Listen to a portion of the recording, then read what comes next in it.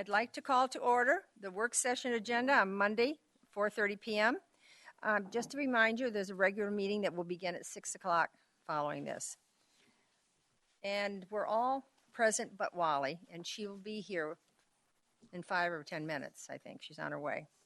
We have 3 items on tonight's work session, although let me remind you the third item, okay? I'm going to say it ahead of time. 3.3, if we don't get through the work session items by 6, then we'll recess the work session, and then we'll have the regular meeting, and then we'll come back to the work session, okay?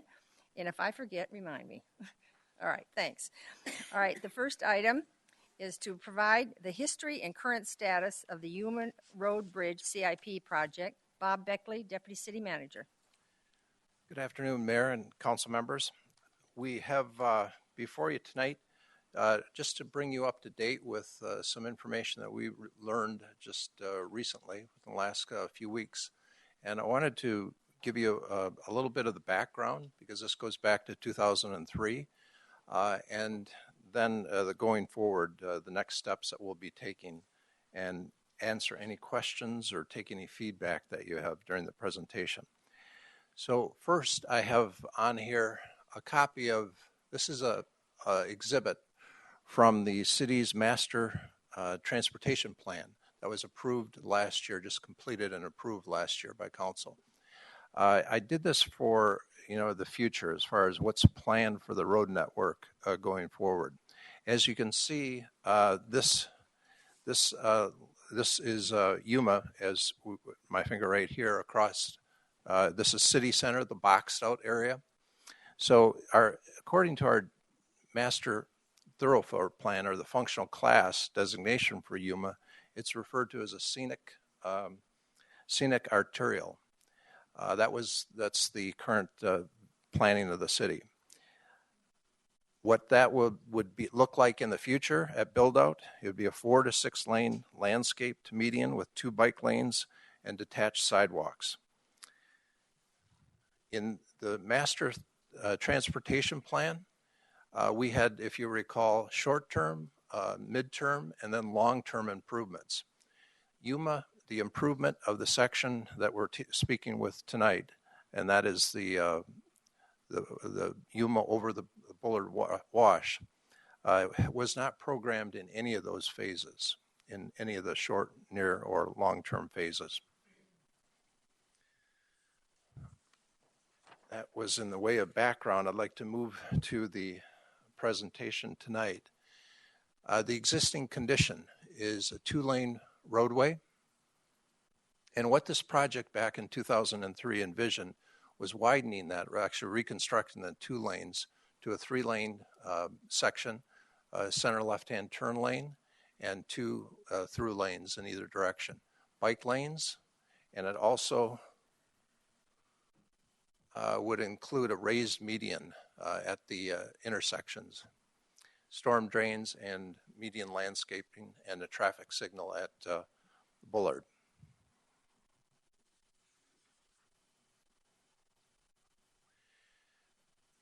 Just a short history here that really is there's a greater number of events.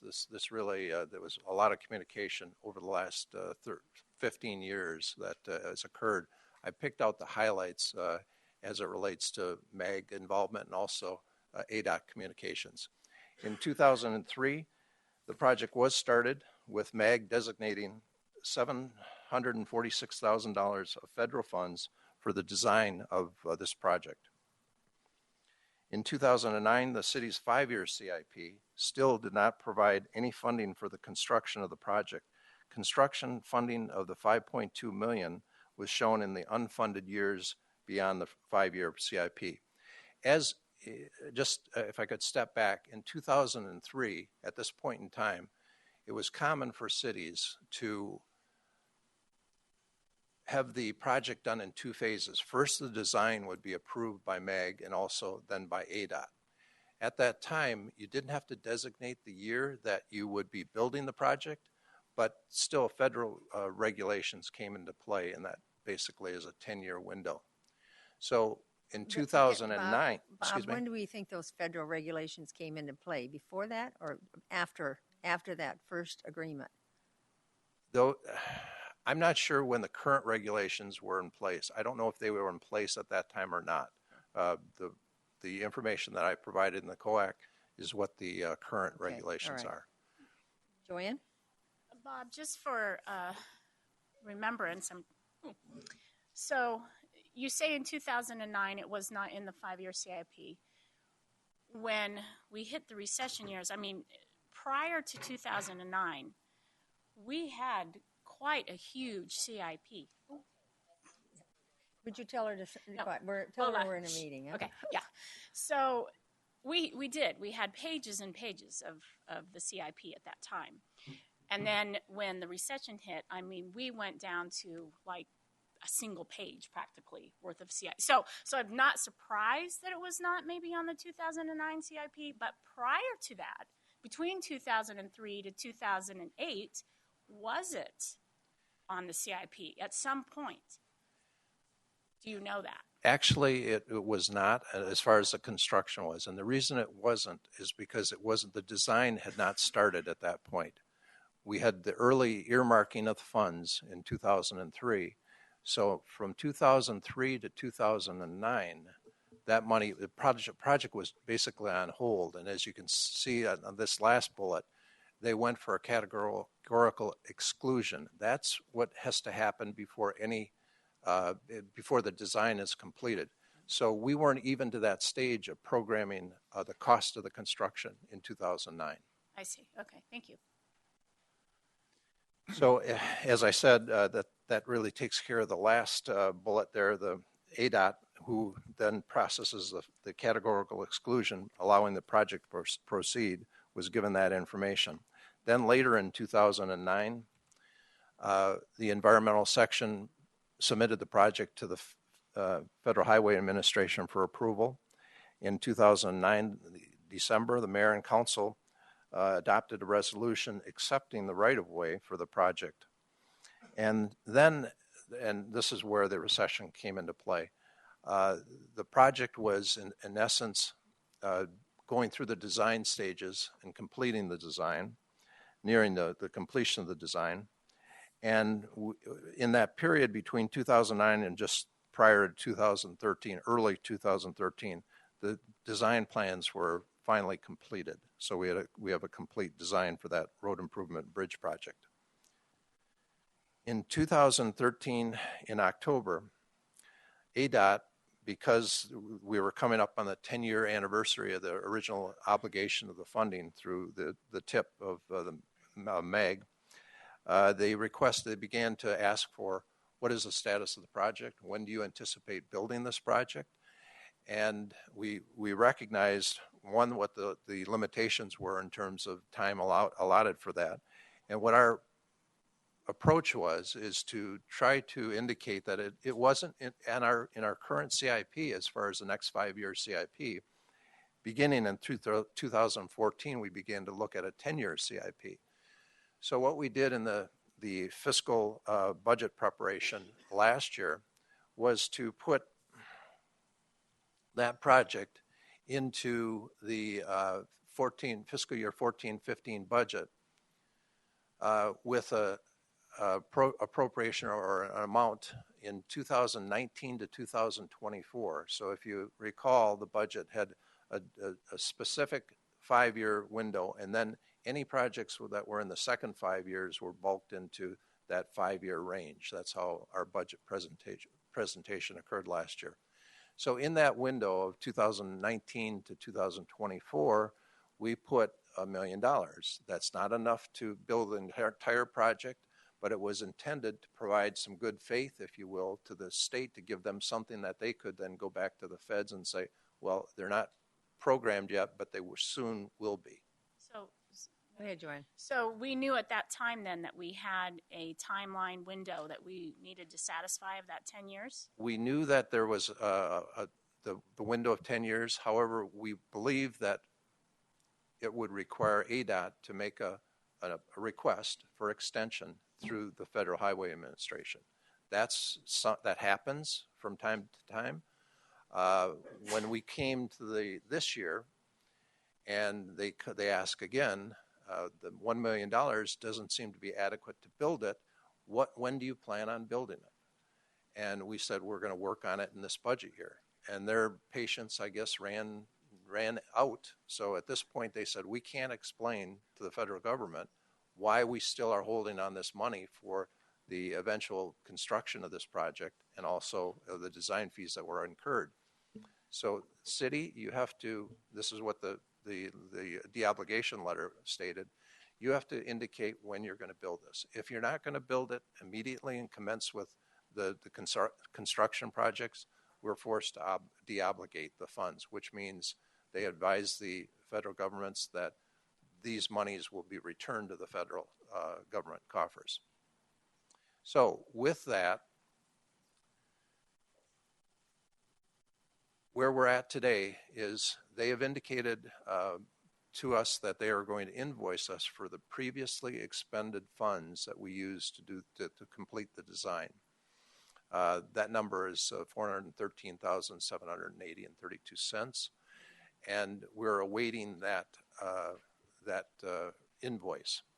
In the meantime, we need to thoroughly investigate the questions that were brought up today as far as when did this law go into effect? Does it have application here? And we're doing some other investigation as far as practices by the department. Is this a similar case to others? But the really at the heart of the matter that makes it a little difficult for us to debate this point with the state and give them that information that they need to support this with the feds is the fact that we are not planning to build this. As I mentioned earlier, as our master transportation plan suggests, we don't have that, see this in the next 10 years or next 20 years, 2025, before this project would come on the boards.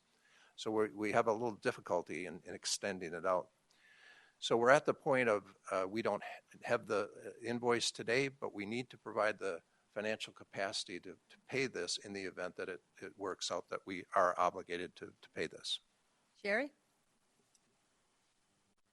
And maybe this is a little history, I just don't know.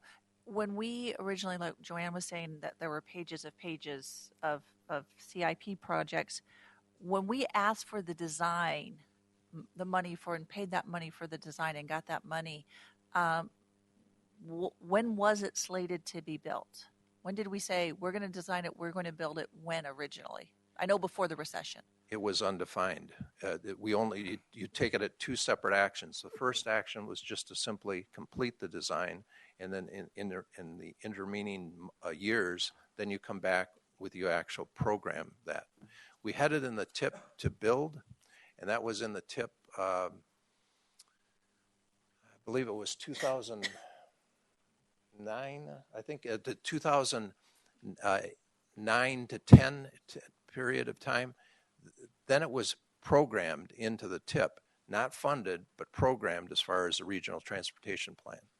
And is there any, I guess the second bullet point is any appeals or anything considering the economic downturn that they're looking at or would reasonably work with us on? There's not the downturn doesn't provide that.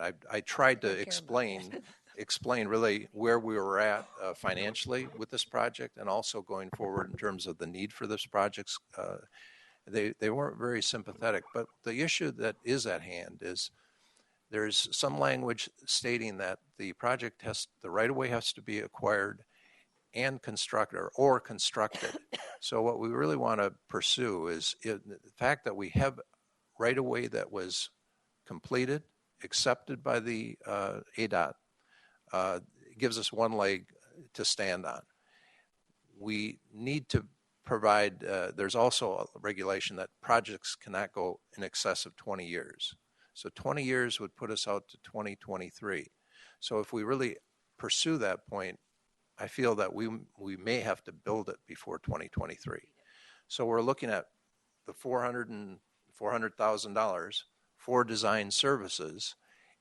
One thing it does do for us, it does put us into a position where if there is any federal funding similar to the old ERA project, we're shovel ready, we're ready to go with that project, and we could build that if significant additional federal funding becomes available. It's not available today, but that's really the only benefit to where we're at today. And just one more question. Do we have any other projects that are in the same, I want to say almost gap? Is there anything else out there like that? Not that I'm aware of, not that Rebecca's aware of, and I think this is the only one. Joanne? Well, it's very unfortunate, and I certainly can't remember back to well, it was 2003, what they were thinking, why they took the money at that point to go ahead and study it if they didn't even think they were going to be planning it. Well, I don't know if they thought that in 2003. Well, that's what I'm because, saying. You never yeah, knew what was... I'm going to tell you the economy That's right. how it was I know. pushing forward, I and know. the money was coming, and people were moving in. So it was really, I can see, because thinking about when I got on in 2005, yeah, I can understand it. Joe? I wasn't able to get in here earlier, so just a quick question. Where's the money coming from? Yeah, that was a good question. The money will be coming from the general fund, but Larry is going to be covering that in his presentation tonight, providing capacity for that, and he'll explain in greater detail. We Okay. knew you were going to ask that question. Oh, Of yeah. course, I'm going to ask that question. Just one follow-up to Councilman Osborne's comment. I've thought about that same question. And really, you go back to the early 2000s, the rules, if you will, from MAG were much more liberal. And it was communities, especially the growth communities, saw this money. I think it was 70-30 money or 80-20 money. For 20%, you could have your design funded. So communities look for potential projects to put in, hoping that the other monies to support the construction would be available to augment that project. So it's not too uncommon, really, what At happened that here. time, we were in very big growth, and yeah, Go ahead, Bob. Oh, is somebody else another question? Sherry? The Sonoran Parkway that we funded, that does not fall. I mean, I don't want to see the same thing happen with that study too, because we know we're not building that anytime soon. That's correct. There's been no commitment. We have a study, a DCR there, and that doesn't have obligation. It's There's not no gonna come back federal like money. this. There's no federal money connected. Right, Mayor and Councilmember Loretano, that's our money. So it's city money that's providing that for the environmental impact statement for Sonoran Valley Parkway. So there is not a grant or any type of match or any participation by the federals. Go ahead. That concludes my presentation. Okay, all questions finished? Bill? Yeah, I think it would be, we have to state the obvious, but from a council perspective, this is exceptionally disappointing that we've done the design work. So it's not as though we've taken $413,000 and just burned it. But the fact that we got so far ahead of ourselves and we let this go, I think we're doing a disservice if that statement isn't made on this, I'm going to say this dais, this mini dais. If we don't say that, we're not doing what we're supposed to be doing as a council. The fact that we got so far ahead in the design and on this road project, and then for it to have sat idle and for us to have continued to literally kick this can down the road until we got to the point where we couldn't fund it anymore is really a shame. And I certainly hope that while we're trying to find ADOT's responsibility and what they can and can't do, I certainly hope that we are internally running this thing all the way to ground and find out how we got to this point. If 2009, when we first found out about it, that was 6 years ago. And obviously things were entirely different, but even as late as 2013, have we been notified that we were in jeopardy in 2013? The ADOT was asking for They were asking more for their letter. plans. No, they were asking for a commitment to build the project. That has really been in the last year and a half. Did this council know about that? I don't think we did not bring it to the attention of council because we're still working with the department on that. So we've been through 2 budget cycles since Actually, one, I believe, one budget. It the one became to last year? attention to us in October 13. Okay, so the spring of 14. Correct. All right. And we're obviously now just finding out about it. I don't know if anyone else has a problem with that, but I think that's kind of problematic. This is a lot of money. It's a big project, and we've sat in the dark. Well, I don't know any difference it would have made. I don't know that it would have made a difference The fact either. of the matter but- is, yes, it's a terrible thing when things like this get passed over, but it is unusual circumstances with that bridge. And long before us, that came aboard, and I really want to see, before we start pointing fingers here, when some of these laws changed, because that's what's happened to us. And if we think this is going to be the first time, we ought to all look back with all the things the legislature has done in the last few years and changing everything. And so you're trying to catch up. You're trying to make sure you've got, all your things in order. So it's unfortunate. No. Am I happy about it? No. But do I want to point fingers at somebody? No, I do not want to do that. I think that what you have in place now, what all the departments have in place, that you really are being more thorough with each of the departments, that I don't think this would happen again. But I would like some of the other answers that people asked tonight, especially from ADOT specifically too, and from looking at, since it's too late now, I'd like to look at what's happened to other projects in the valley.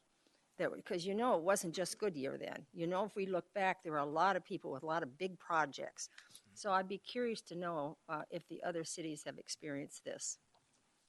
We'll follow up with that. Also, the other part of this, the takeaway, is that when we're looking for grants, when we're looking for road projects or even other grants, what we're trying to do now is to determine if it's strategic to what we're trying to accomplish. We're not just going after every grant out there for the hope that we can capture the grant. It's grants that work into our strategic action plan and also the development of the road system. So trying to be a little more careful about picking those projects and going after those. I don't know who our grant writer was, but we had one that was excellent, and he moved up into state government. He was excellent, but he was very aggressive. Yeah. And so he did look for all sorts of grants for us, and I remember that. In fact, it was the first time that we really had a staff person that really was digging into the dirt and finding these grants for us. So I can see the circumstances happening. Sherry? For the $400,000 that we paid for, we get to keep the plans and the designs, right? That's correct. They would be our property. And I don't know about construction, and maybe Rebecca knows this better. I mean, this is not something that gets outdated, or is this something that we can use in the future? Is there any That's a good question. value The that we outdated, have that's a good received question. from this? Yes. What happens is they have to be updated, but they have a basic document, and it's far less expensive to update the document, depending on how much time elapses between when they were designed and actually when they're going to be built. Any other questions? Thank you. I have a quick question. Wally? Just reading your slide, and I apologize if I missed it, the review of legal by our city attorney. Are they doing that now? No, They've already done it? No, we're going to We're begin going that to do now, it. and we're going to check some of the questions that I heard tonight to make sure we have those answers. Okay, and how long is that going to take? They had indicated by phone that they were going to be sending the invoice shortly. It hasn't been received. I would hope that and I explained to them that we're in a budget process, so I would hope that in the next 2 to 3 months that we'll see something, Okay, maybe thank you. longer. All right, thank you. All right, thanks, Bob. Thank you. All right, we're going to go 3.2. The second item is to receive an update on the city's CIP traffic signals. And I do want to just mention, I'm not sure if there's anybody in the audience, so I want them to know at the work session we don't bring the audience forth, but at the next meeting following this, the regular meeting, you will be able to talk on a non-agenda item. So if you're in the audience, anytime you can pick up your slip from the clerk, show her the yellow slip, fill that out and put your name, and we will call you. All right, Rebecca Zook, Engineering Director, and Luke Albert, City Traffic Engineer, to present. All right, thank you very much. We are very pleased to be here this evening. We have had a variety of conversations about traffic signals in the last few weeks, and we're happy to have an opportunity to come before you to discuss how they are analyzed and determined and prioritized for funding. Oops. Ooh. What am I doing? I can figure it out in a moment. Okay. Holly, you okay, guys? Yeah. You have a question? Yeah, I've just got to find the list of I don't have it printed out. I'm sorry. That's my fault. No, that's all right. All right, thank you very much. Okay, so the first thing that we're going to talk about just briefly is why are traffic signals installed? I'm going to go through a variety of slides here that just discuss briefly the types of items that we analyze, but certainly prior to us moving forward, there are indicators such as delays at a certain intersection, excessive delays by stop signs that might already be there, and traffic concerns. Those are the initial things that begin us identifying whether or not there might be a concern at a particular intersection. Through the Manual on Uniform Traffic Control Devices, there are a series of traffic signal warrants that aid engineers in analyzing a particular intersection. I'm going to briefly just touch on all of those warrants. I'm going to skip 1 through 3 because my next slide I'm going to utilize to help me explain that. But I'm going to skip on to warrant 4, and that's just one indicator that deals with pedestrian volume at a particular intersection. The typical requirement is that at least 93 pedestrians in a given peak hour are traveling across that intersection. Warrant 5, a school crossing. So very similar, you're talking about pedestrians, but it's specifically that intersection is aligned with a school. So it's utilized as a school crossing or involved in that safe route to school. Warrant 6 is a coordinated signal system. So that would be if you have, as an example, down Litchfield or Estrella where you're going between signals, you have a long expanse where there isn't a signal that keeps that coordinated effort of the driving vehicle. So you may add one at that for that reasoning.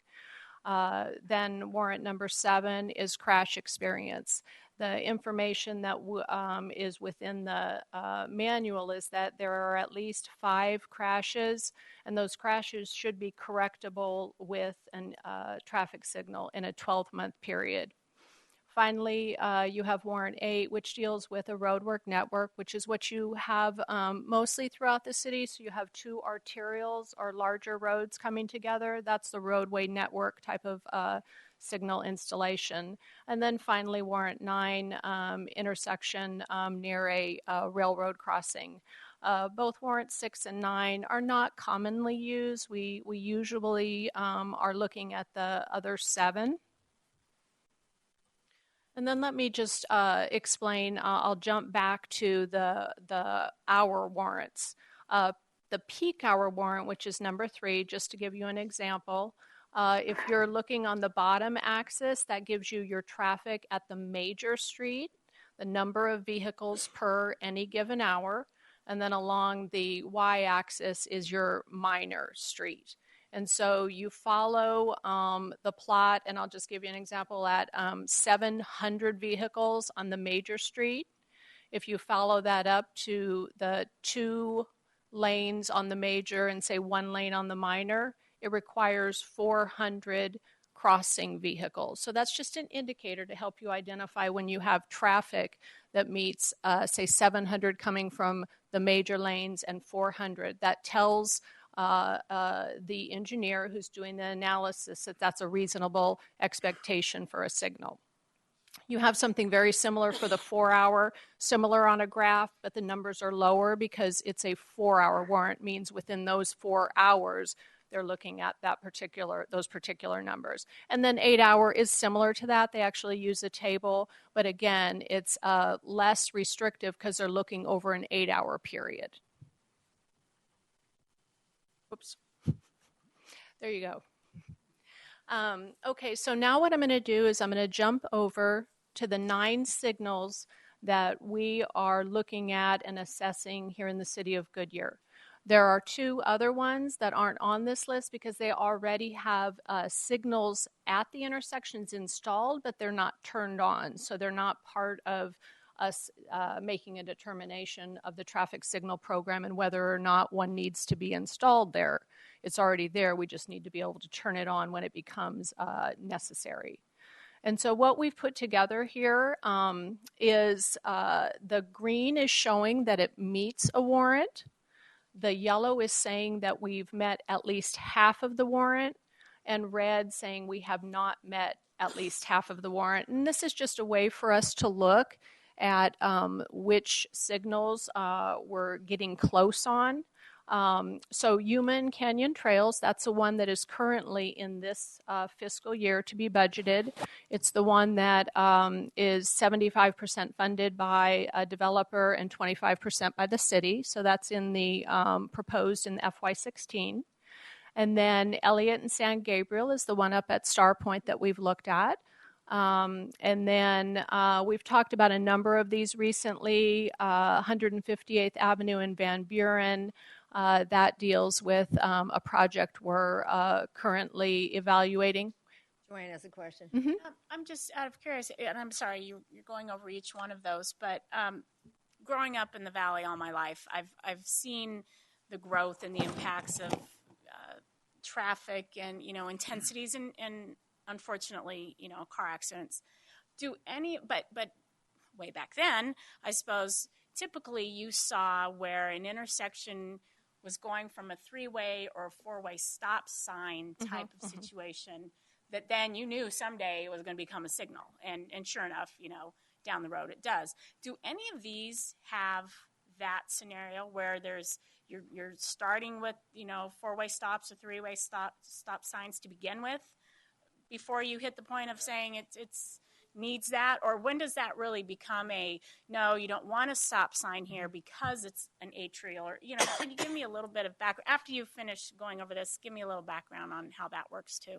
Absolutely, and I'll let Luke add in as well since he has more familiarity with these particular intersections and what we currently have located there.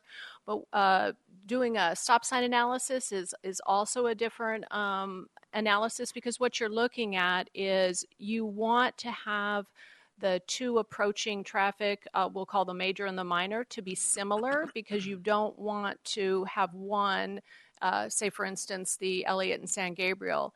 San Gabriel traffic is about a quarter or less than the Elliott, so you would have significant stopping by the Elliott traffic, and you may have concerns by those drivers as well. So you have to look at a variety of criteria before you even install a signal. But Luke, would you like to add anything? I just think the public would also like to know, because that comes up, well, why can't we have stop signs? And it doesn't, I'm talking about any one of those up there, not any specific one. But why don't we start with stop signs? Sometimes that's the question. But yeah, Mayor Lord, Councilmember Osborne, each of these intersections are two-way stops with just side street stopping because they are intersections with a much more significant flow on one street than the other street. So yeah, none on this list are ones that would be like Rebecca was saying, like the arterials that would be that major streets warrant she was talking about. None of these would meet that criteria. Okay, thank you. Joe? Luke, just a general question on streetlights. Not being familiar with the technology, are they in such? Because you had mentioned some traffic's a little less on one of the arterials versus the other. Are they sensor driven? And what I mean by sensor driven, if for some reason in off-peak hours, if the traffic is not flowing on the one side, then the light may stay green on the other side longer until it recognizes traffic is picking up. Does it have that capability? Yeah, Mayor Lower, Vice Mayor Pizzello, they would have video detection on all four legs, so the traffic signal controller through that video detection would know where cars are sitting, and the signal controller would then optimize the situation based on what's programmed in there and where the cars are sitting. So that would prevent a car from sitting there and sitting there and sitting there if there's nothing coming in the other direction, so to speak. It's correct. Because that's some of the things I hear about traffic lights is, you're sitting and you're sitting and you're sitting with nothing coming the other way, but the technology is such that should mitigate that. That's correct. Thank you. Go ahead. Okay, and so what I was going through is on just some of these. You'll notice the growth column on the right-hand side. The plus is just showing us as the analyzer that there is a growth component to a particular intersection. And as an example, with the Elliott and San Gabriel, you have the upcoming Taco Bell. 2 years ago, you had the McDonald's. So there's development occurring in and around that intersection that we must always be aware of. And again, the 158th and Van Buren, as an example, that is Hudson Commons, which is a project that we are reviewing. And then as you go down the list, 152nd Drive in Van Buren, we had Estrella Commons come in the other night. That is the one associated with that to the south onto Van Buren. So those are considerations that we're always looking at when we're evaluating the various warrants. Bill? The 158th Avenue, that is the project at the southeast corner of Estrella and Van Buren. I've actually, okay. Oh, perfect. Fabulous. Yeah, Google Maps is my next. Can we zoom in? Can somebody help her zoom in if you can? Oh, wow. Love that. There we go. Amazing. Oh, it's on the other side of Estrella it's right Parkway. here. Right there. Okay. Here we have a development coming in that we're talking to. So that would become warranted when this particular project moves forward. So realistically, within Van Buren and Estrella Parkway, there are going to be 3 traffic lights to navigate within a half a mile. Is that what I'm seeing? And there's no way around that, is there? 152nd, Van Buren and Estrella Parkway, and 158th and Van Buren. That is correct. But we're looking at all of those criteria when we're looking at a given area. But yes, absolutely, that is where the growth is focusing right now, which is very exciting. But yes, it means increases in traffic. Holly?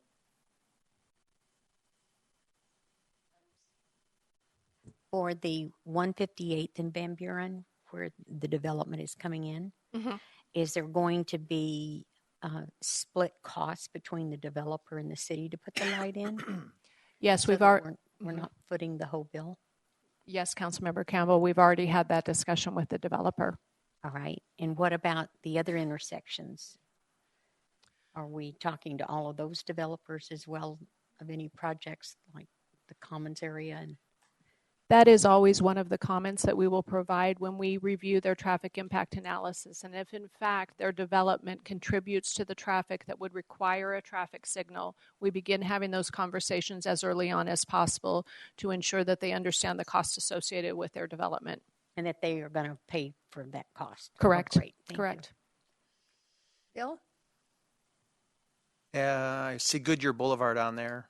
As part of our Goodyear Boulevard expansion, we are also putting a traffic light on Estrella Parkway, correct? Mm-hmm. Correct. Right. So there'll be those two traffic lights within very close proximity of one another as well. Correct. Joe? Yeah, I can appreciate Councilmember Stipp's concerns, but I'm hoping when we get to the synchronization, that may mitigate that.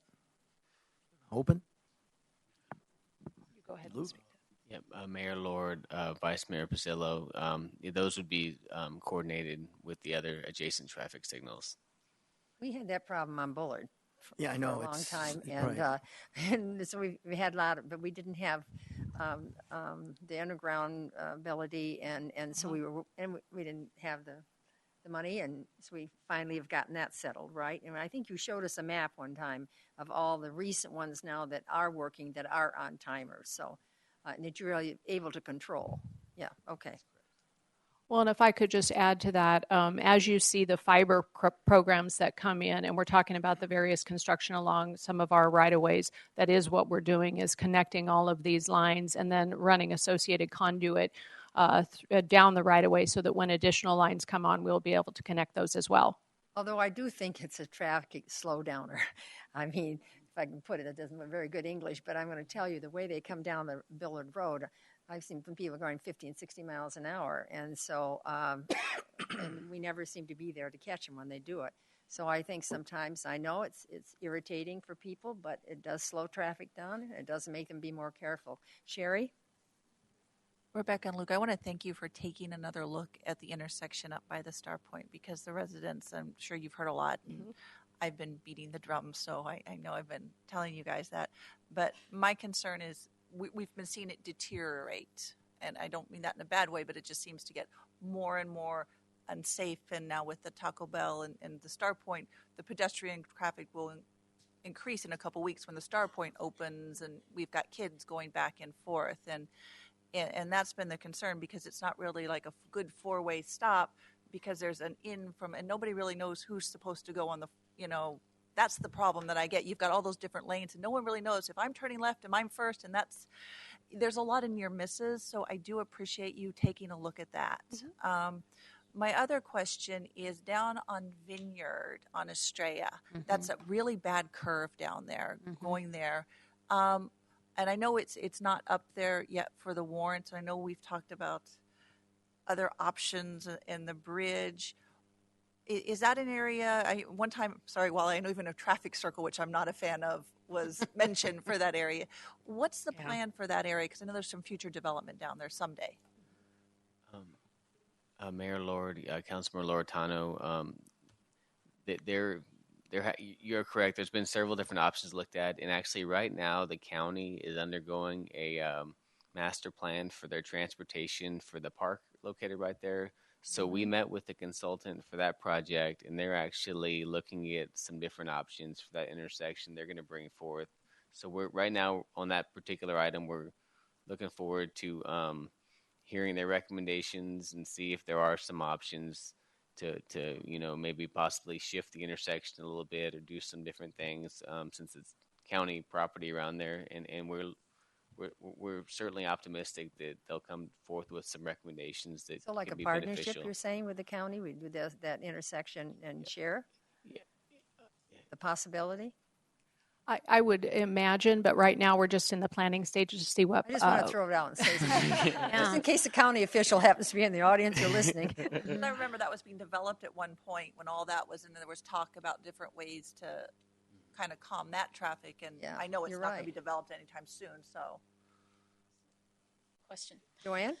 So going forward, obviously, this has come to light not only because there was some funding and all of us talking about where should the next light be, but if it wasn't for that, because if we look at our CIP, we know that it's this year and then it's not for another 10 years. But yet we have all of these ones we're monitoring. So if it wasn't for the fact that it's been all brought to our attention now, with the typical normal process for you all is you wouldn't even be showing us until then maybe they were all yellow or they were all green. Is that how it would be going? Or now that it is at our attention, do we say, we need to be thinking about somewhere in between those 10 years? I mean, what would have been the traditional way you would have come to us? If they were all green or all yellow, how would we have known then if it wasn't for tonight? From my understanding that in past years, and let's say 7 or 8 years ago, we would have identified them as we were looking at them. We would brought them forward. We would put them in the CIP, and as we moved forward and got closer to those, we would have been able to move forward some of the traffic signals or shift them around. However, in the last few years with the economy, it was one of the items that we had just we had decided that we would come to you as the signals were warranted. And we've had a couple examples in the last few years. I'm sure Luke can mention them. So in this case, we would have been coming to you as we were approaching the San Gabriel as an example, and Elliott, we did come forward and have a conversation with Budget and Finance about the Yuma and Canyon Trail so that we could jump right on that one. What I would like to propose is that from this point forward, we update you at a minimum annually, say around October or November of every year as you're moving into the budget, so that we can show you where we are with our traffic signal program, what we have on the list as we're moving forward, how development is occurring. That way we keep you very much attuned of what's happening. And then certainly if anything happens out of alignment where we need to come to you sooner, we absolutely would. Joe? Just general, I don't know if it's for Larry or not on the impact fees. We have some of these. Do we have some of these in our impact fee model? Are there any of the list that you're following that could possibly be added that's not in the impact fee model? I see Larry going like this. Let's have Larry answer that. Yeah, let me. No, and I think that's partial answer to the question before of how it was done. Under the previous impact fee statutes, we actually put money aside within the impact fees to do 2 to 3 traffic signals every year. That was during the higher growth period. Under the current statutes, we have to be more specific. We do not have impact fees as a source of funding for any of these that you've seen on the list. Rebecca and I have been talking about that's a clear void. That's how the first one got into the proposal you saw last week, and then we've added the second one, or we're proposing to add the second one from last week's discussion. But the conversation isn't ending there. We have to have a means of having that funding on an annual basis going forward. Where we do have some, and the reason you were getting kind of different opinions there, different heads nodding the other direction, we do have some intersections that were included in the impact fee study, and those intersection improvements may indeed have had a traffic signal, but I don't think it was any that were on this list. Are there any on this list that qualify to be updated in our impact fee traffic signal plan? Because I know you said they had to be main arterials. Are there any on the list that we're looking at down the road that could possibly be updated within our plan? The way we developed the plan, the concept behind it was arterial connection for those intersection improvements. None of these meet that according to what we've just seen. Okay. When we do the update, to the IIP, which I expect we'll do in the next couple of years, we can add things to it, but I doubt we will want to change the direction too much more to include more in there. Okay. Just thinking where the funding source is coming, Larry. Did Australia, the one over by the Walgreens, was that built into the agreement? For some reason, does anybody remember that? Or there's actually 2. There's one at the Walgreens and then one at Elliott, and both of those were funded 100% by the developer. Right. Okay, thank you. So essentially the developer did help with those? Yes. Yes, okay.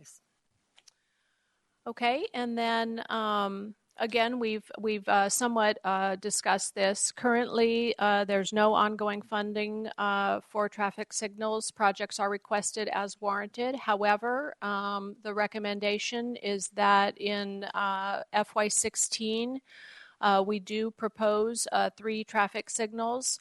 One that would be at Yuma and Canyon Trails, which is already in there, and that's the one that's 75% funded by the developer. Elliott Road and San Gabriel, and then one undetermined to be followed as the analysis continues. And with that, I would be happy to answer any questions. No, thank you. It's a good briefing. Thank you very much. Okay. So it's now, I think we have time here, so we'll go down to 3.3.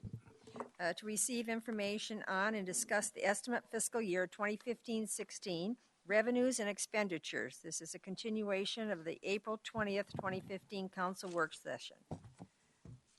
And we have Lori Wigenroth, and are you going to be at the table too? Okay, all right.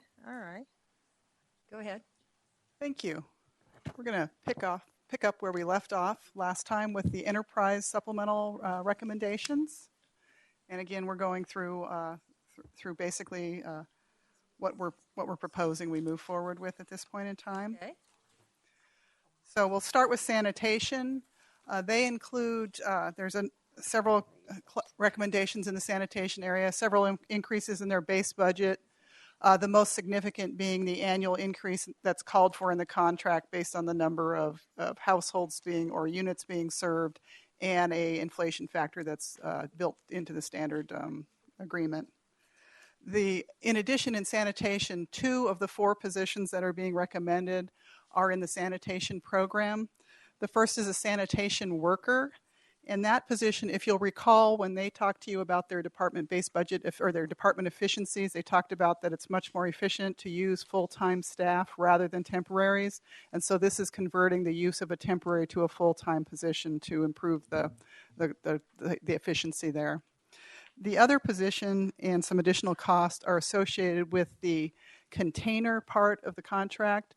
We're responsible for taking over management of the containers starting July 1 of 16. This is a position and some additional information or additional supplies to get us geared up for that. So the position wouldn't start at the beginning of the year, but it would start at an appropriate time for us to set up and be able to move forward to implement that particular requirement in the contract. Wally? Are any of the sanitation workers' salaries paid for out of the sanitation fees, or are we taking the whole brunt of it? Mayor and council member, the sanitation program is an enterprise fund, so it's fully supported by its fees. So all of its expenses are supported by its fees. So while we're adding a new worker, we're not taking it out of our general fund to do so. Correct. And there's also no recommended increase in the sanitation fee for this coming fiscal year either. All right. So it will not impact the general fund, and there's not a planned increase in the sanitation fees either. So it will be within the existing fees, supported essentially by growth in the number of units served. Okay, so when we add employees like that, Mr. City Manager, does that raise our limit to the number of employees we have? Mayor and Councilmember Campbell, yes, all positions that we bring before you are approved by council as part of the budget process. So council does set policy as far as the number of employees that we have. And what's our current number, please? We're at 527, and there are 4 that are being asked for this budget year. Okay, thanks. Go ahead. All righty. We'll move on to wastewater. Wastewater has a number of requests or recommendations in their base budget. And again, the base budget is kind of the ongoing cost to operate the services. The biggest one, you'll see the third one is ongoing O&M for all of the reclamation facilities. This is an area, and we have some of this in the water area as well, where for a couple of years we've been monitoring what the real ongoing needs are. So these items have been funded on a one-time basis in the past, and we feel we have enough history to be able to move forward with recommending an ongoing level of funding. That item primarily includes electricity and ongoing and routine equipment maintenance and repairs, such as for tanks and other equipment. Joe? Well, I'm glad to see if it's recurring that we're putting it in ongoing. To me, that makes sense. How's this going to impact the overall rate on the wastewater side, or are we going to see that later on down the road? Mayor and Councilmember or Vice Mayor, we will the whole rate. All of this will be adjusted in the whole rate discussion. We believe what we're presenting here, though, can be funded within the existing program or existing structure. Yeah. Okay. Thank you. And the one new item that's proposed here is an ongoing study to look at converting to the use of radios instead of T1 connections for the SCADA program. As that program grows, the T1 connections will become too expensive. There's another item in the water to fund the rest of that project as well. Onto water. Again, one time, to store up, get some well equipment on stock. Again, some base budget adjustments, and again, this is the other area where we've been kind of monitoring some of these areas for a couple of years and treating those increases as one time, and we feel it's time to adjust them to an ongoing basis. We have enough background to feel that these are needed ongoing levels. And then the new projects are proposed in water include the other half of that radio study for SCADA, establishing an ASU internship in the water resources area, doing a brine pilot cooperative, I believe with the county. I'm not 100% sure of that. And then I think we mentioned previously that we were recommending also the Director of Public Works position. It's shown here for $230,000.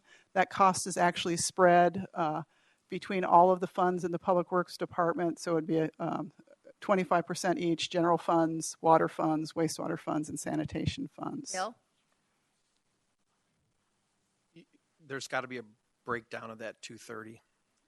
Yes, it includes the position and a vehicle.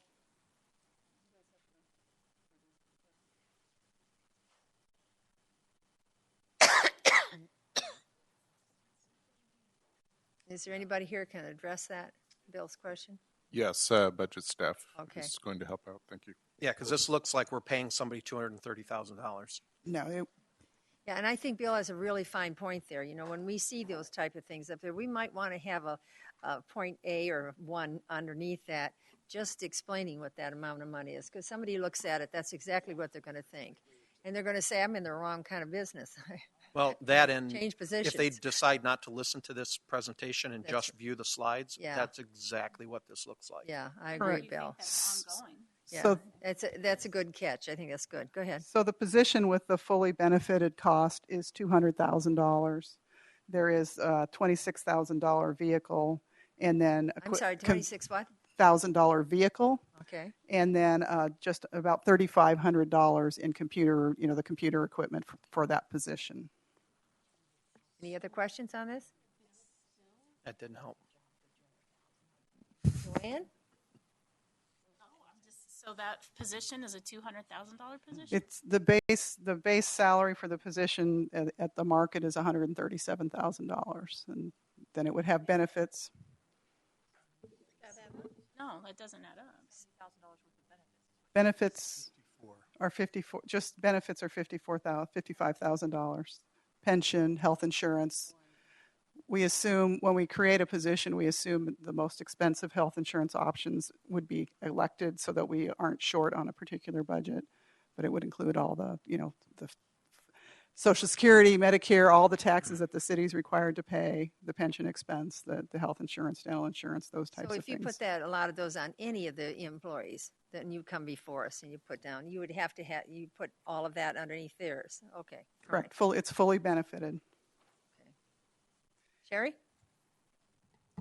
I would agree with Bill. If you could do a breakdown even to when you're saying the base salary and the Social Security and the FICA, so that we know that there's taxes in there, because I think that's important to see that breakdown to show that it's not Because that. the conversation is out there is, and that, they're clearing that, that's what they're making a year. And so I know it's extra work, but I agree with both of them that maybe a little bit more detail would help. And then I do have a couple other questions. Go ahead, Sherry. We have the 33,000 SCADA here, and on the other slide. Is that the same 33? Correct. It's the cost of the study is being split 50-50 between it's water and wastewater. So this is the water. 66. Correct. Okay, and so the credit card fees are 22,000 extra credit card fees? In if it was 11 there, yes, between the two. Okay. Yeah, wow. So this is how they're funded. Okay. That's And what again, this is one of those areas where we were monitoring the cost and not treating them as ongoing as they increased over the last several years. And we've come to a point of saying, yes, these make sense. These are ongoing costs. And that's if I want to pay my bill with a credit card, then the city incurs a cost on that. Like Correct. if someone pays me with a credit card.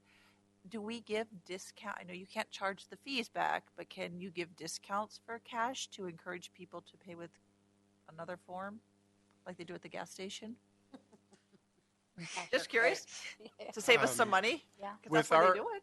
With our agreements, and one, with our rate structure, no. Two is with our agreements as I understand them, with the third-party agreements that administer it with Visa and so forth, that we're not allowed to do that because that's an implied charge.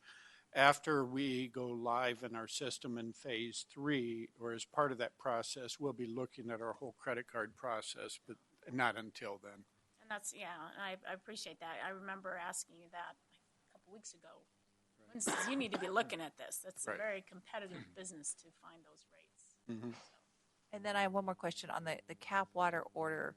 Knowing that there might be declared an emergency soon, that's locked in? I mean, we're not going to have to pay more if there's an emergency. That's locked in for us, that amount for our water?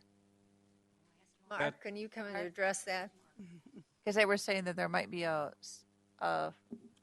Secretary of Interior might declare a water emergency, and that's all over the news right now.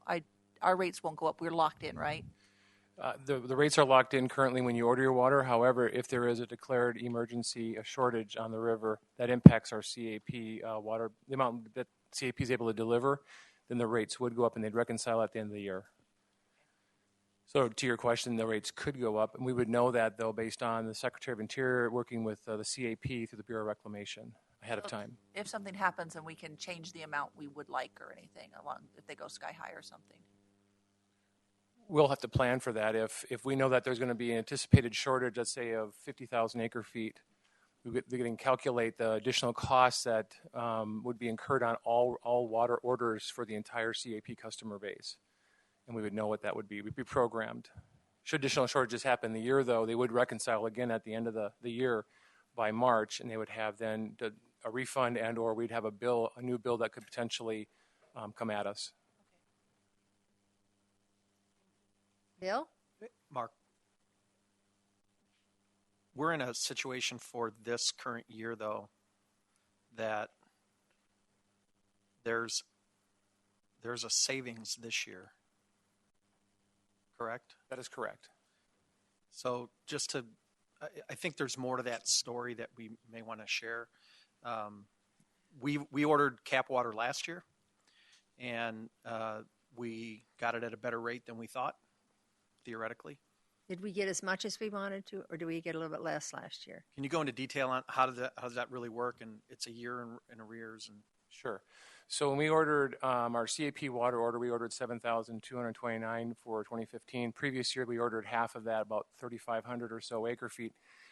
At the end of the year, the cap predicts what the CAP is going to predict what it costs to deliver that water. So the electricity, what the cost will be for the entire year, the operation, the maintenance, and the replacement costs. At the end of the year, they reconcile those costs and determine did they have enough revenues or did they have too much revenues. And to Councilmember Stipp's point, in the 2014 year, they actually generated more revenues than expenses. So there was a refund to all the CAP customers who ordered water. In the city's case, the total refund was approximately $55,000. So they do reconcile that and go the other way. Other years, they would actually bill you if they underestimated what the cost would be. And a shortage year, back to that point, would be a reconciliation act done usually at the end of the calendar. You order water the 1st of October, and then for the next year, and by December they reconcile, and then March is when the bill invoices are sent out or a refund. But to my question, wasn't it you wanted a certain amount and we didn't get quite what we wanted, or they adjusted it? I thought that happened with some ordering. We have been, since 2013, in 2012 we started ordering CAP water for 2013, and we've been doubling that order ever since. Okay. For this year, we ordered for this calendar year 7,229 acre feet, which was just under our total citywide production. Okay. All right. Thank you. Joe? Just real quick, Mark. Since we don't have a water treatment plant, just for those that are listening, we're buying CAP water, and what happens with it? And what does it allow us to do? I'll put it to you that way. Sure. So again, our total water supply is groundwater. And under state law, we have to replenish what we pump on groundwater. And how we replenish, we order our CAP water, which is the most economical water supply that we have. We have just shy of 18,000 acre feet. We order that water, and it goes into a CAP recharge facility. We can order the water, and we can tell them which CAP recharge facilities we want it to go in, such as a Tonopah or the Hieroglyphic or the Agua Fria. There's several recharge facilities within our aquifer basin here. So water is actually going in the same aquifer, pulling the water out from an aquifer management standpoint. So we take it in directly. So it basically makes us conform legally to the replenishment. Thank you. Thank you. Bill? And then I just want to get back to the financing end, since that's what we're talking about. The $55,000 in refund money goes where? There was a new opportunity offered by the Central Arizona Project where an entity could either opt into a program where you could enjoy rate stabilization, or you could actually ask for a refund check. We've determined to opt into a rate stabilization. It makes the ability to have rates maintain the stability to hopefully stay where they're at, and will help us, while others that received refund checks would be then subject to the going rates. So even the declared shortage, we're still going to have some predictability to those rates going forward. That's correct. More stability. Right, and that's what started this whole conversation, and I don't think everybody. No, thanks, Bill. That, so Yeah. thanks. The other thing too is should we understand what the shortages are going to be, and the CAP and the Bureau of Reclamation are working close with the subcontractors within the 3-county service area. We can better predict too if they are pretty close. We could actually reduce our order, and we could rely more on our long-term savings account, our banked water, and therefore impacts financially or from a water resource standpoint. Again, the bank account is like a lake, like the reservoirs. When you need to withdraw from it for these such shortages or emergencies, you withdraw from it. So we can balance it in several ways, but we can definitely have more robust when we have a nice bank account opportunities to adjust. Any other questions? Thank you, Mark. Thank you very much. I think that's the briefest you've ever been. Go ahead, Lori. Give him a chair. All righty. So that wraps up the recommendations relative to supplementals. So what I was going to do is walk you through. We provided in the packet, we provided a kind of a quick reconciliation of the changes from the CIP that's in the 10-year CIP that's been adopted and in place for this year, with the 10-year CIP that was recommended and that is being recommended. And are we looking at this right here? It so is, everybody knows? yes, it's the one with the blue at the top 2 columns, yes. So to kind of walk you through the key changes, I won't walk through all of the changes, but I'll be happy to answer questions. As we've mentioned before, the impact fees are not coming in as fast as it was predicted when the plan was developed last year. So many projects have had to be delayed. For example, fire stations and street projects throughout have been delayed as a result. I think there's one street project that may have been advanced a year, but in essence, nearly every project with impact fees has been delayed as a result. There are 3 projects, parks, Loma Linda Park, and lighting improvements that were previously in the CIP that are now part of the asset management program, and they are funded through that asset management program and have been removed from the CIP as a result. There are no older impact fees for pre-14 to fund a project at Van Buren Estrella de Cerevel that was previously in the CIP. Because those fees are no longer available. In the next part of the presentation, we'll talk about an alternative for funding that particular project and moving it forward. Earlier tonight, you heard about the Yuma Bridge Road project, and that project, that partial funding that was in the CIP is proposed to be removed, given that that's not adequate funding to move that project forward. The prior changes that the council approved related to Goodyear Boulevard are in here. And then there's 2 projects that since you saw this last week, we've moved $70,000 between 2 small streets projects, fiber projects. They are both projects that have other funding sources, federal funding sources in them. The Yuma and Cotton project required funding in 16 in order to take advantage of federal funds, so we just moved project funding between the 2 projects in 16 to be able to facilitate that project being able to move forward.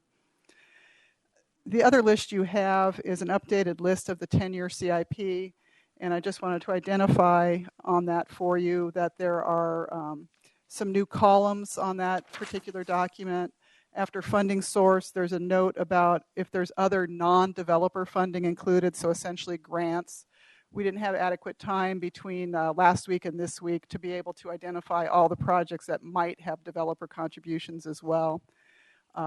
And then the next project over is to give you an indication if it's a continuing project from a prior years. And again, both this reconciliation and this kind of information about other funding sources and whether it's a continuing project or not will be incorporated into future CIP processes. Might not look exactly like the same as you're seeing it today, but we'll incorporate those concepts as we move forward. Questions? Joe? Yeah, I noticed here, Larry, on the Sayreville I-10 Portland to Van Buren, you've got a loan from the general fund. So I assume that's, where's that coming? Is that coming from the asset management money you're borrowing it from, or is it coming from the 16 million? Or if we could get through this, then I'll be. Okay. Then I've got that as part of what we'll discuss in a couple of minutes. Go ahead. Joanne? On the playground equipment, I know it says no change, but just to clarify, and it's funny because when we were at the opening for what I brought up to you? The yes, that one. The pump station, noticing how that pump park, whatever you call it, that area doesn't have playground equipment. And so when we say playground equipment here, and I know Wildflower Ranch just had new playground equipment put within their parks, is this new playground equipment, or is this replacement, which kind of technically then would be an asset? Which is that? Define that playground equipment for me. Replacement according to Nathan. If it is, I'm getting the notice that it's replacement. So as we go through the next CIP process, we'll finish cleaning out any of those remaining items that are in the new 10-year asset management plan. The Parks Plan was our last plan to receive, so we just have not had a chance to thoroughly comb the CIP. Okay. As you recall, last week we identified some that we were able to free up to help with some of the items that we'll be talking about next. Sherry, you want to make sure she gets that on there? Yeah, what I think one of the issues that Joanne was talking about is when we're leaving the pump track, and I had brought it up a couple times to people, is like, those are great fields up there, great ball fields, great soccer fields up there, and now with the pump track, but if there's small children up there attending those family events, there's nowhere for them. So that was one of the issues. That's why the playground equipment was brought up for that area, because although Estrella has really great playground pocket parks that are the developers, there's none on our little area for the little kids, the littler ones to go. So that's what I think she was talking about. Yes. Nathan, do you have a comment to make on this?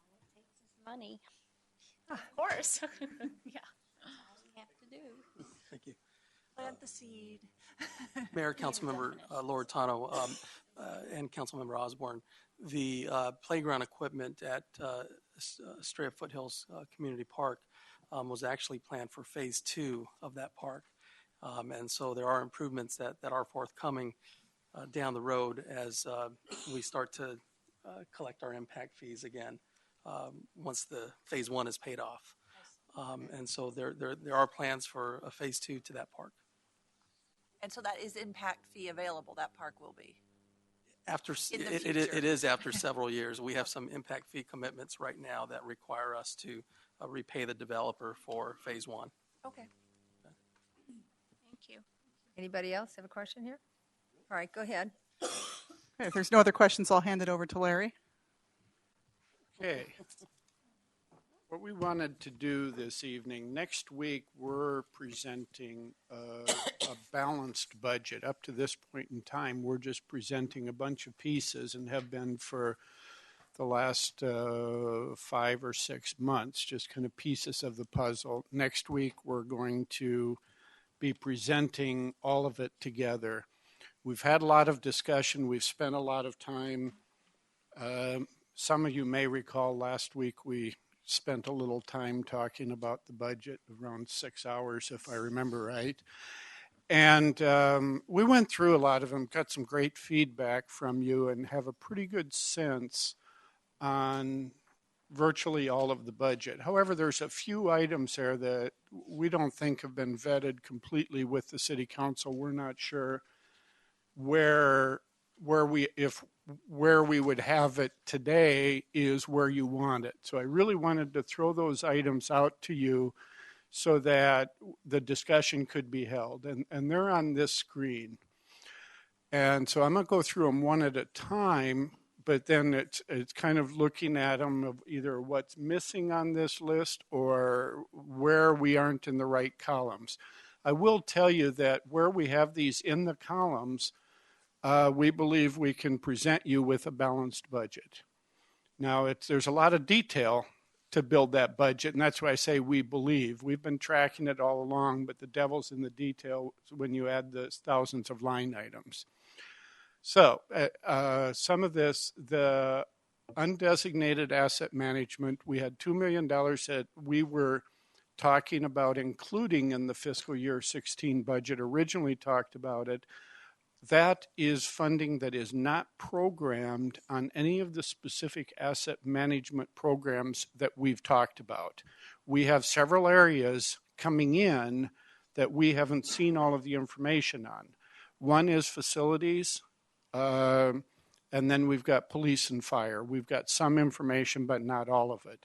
We just put that amount in kind of as a way of keeping track of those other ones.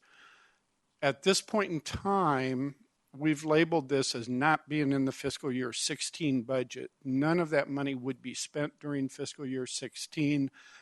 We would address that a year from now when we have plans in place. That would be the intention. This does not change the other schedules on asset management that we gave you, the parks, the right-of-way, the streets, the fleet, whatever, which ones I'm missing in there. Technology, thank you. This doesn't change that funding program that we have at all. This is for the areas that we don't have the programs in place yet. The next item that was brought up in the conversation last week, Van Buren, Australia to Saraval, and Australia intersection.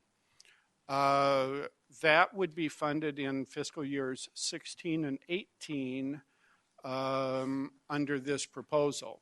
Saraval, I-10, Portland to Van Buren would be funded actually in fiscal year 16. That is the one that is funded out of impact fees. So last week when you saw that, that was actually funded years 16 through 18 of development impact fees. If Saraval is indeed the higher priority of those two, which is how we have it, we will pre-fund the program, and then over the following 2 years when we get the impact fees, we'll pay the general fund back to be able to have the funding for Van Buren. The Van Buren project was not included in the IIP, so there's not impact fee funding available for it.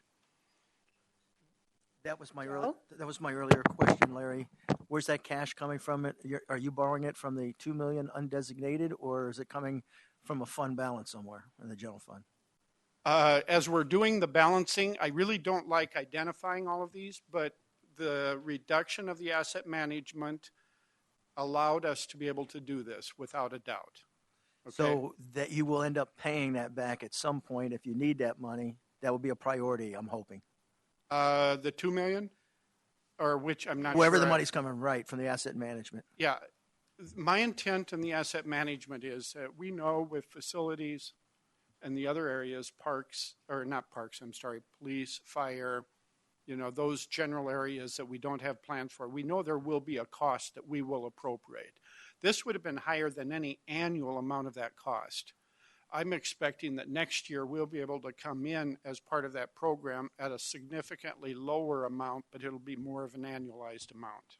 Okay, but we'll address that and make sure that we have the funds to deal with that, whatever that happens to be. Absolutely. Okay.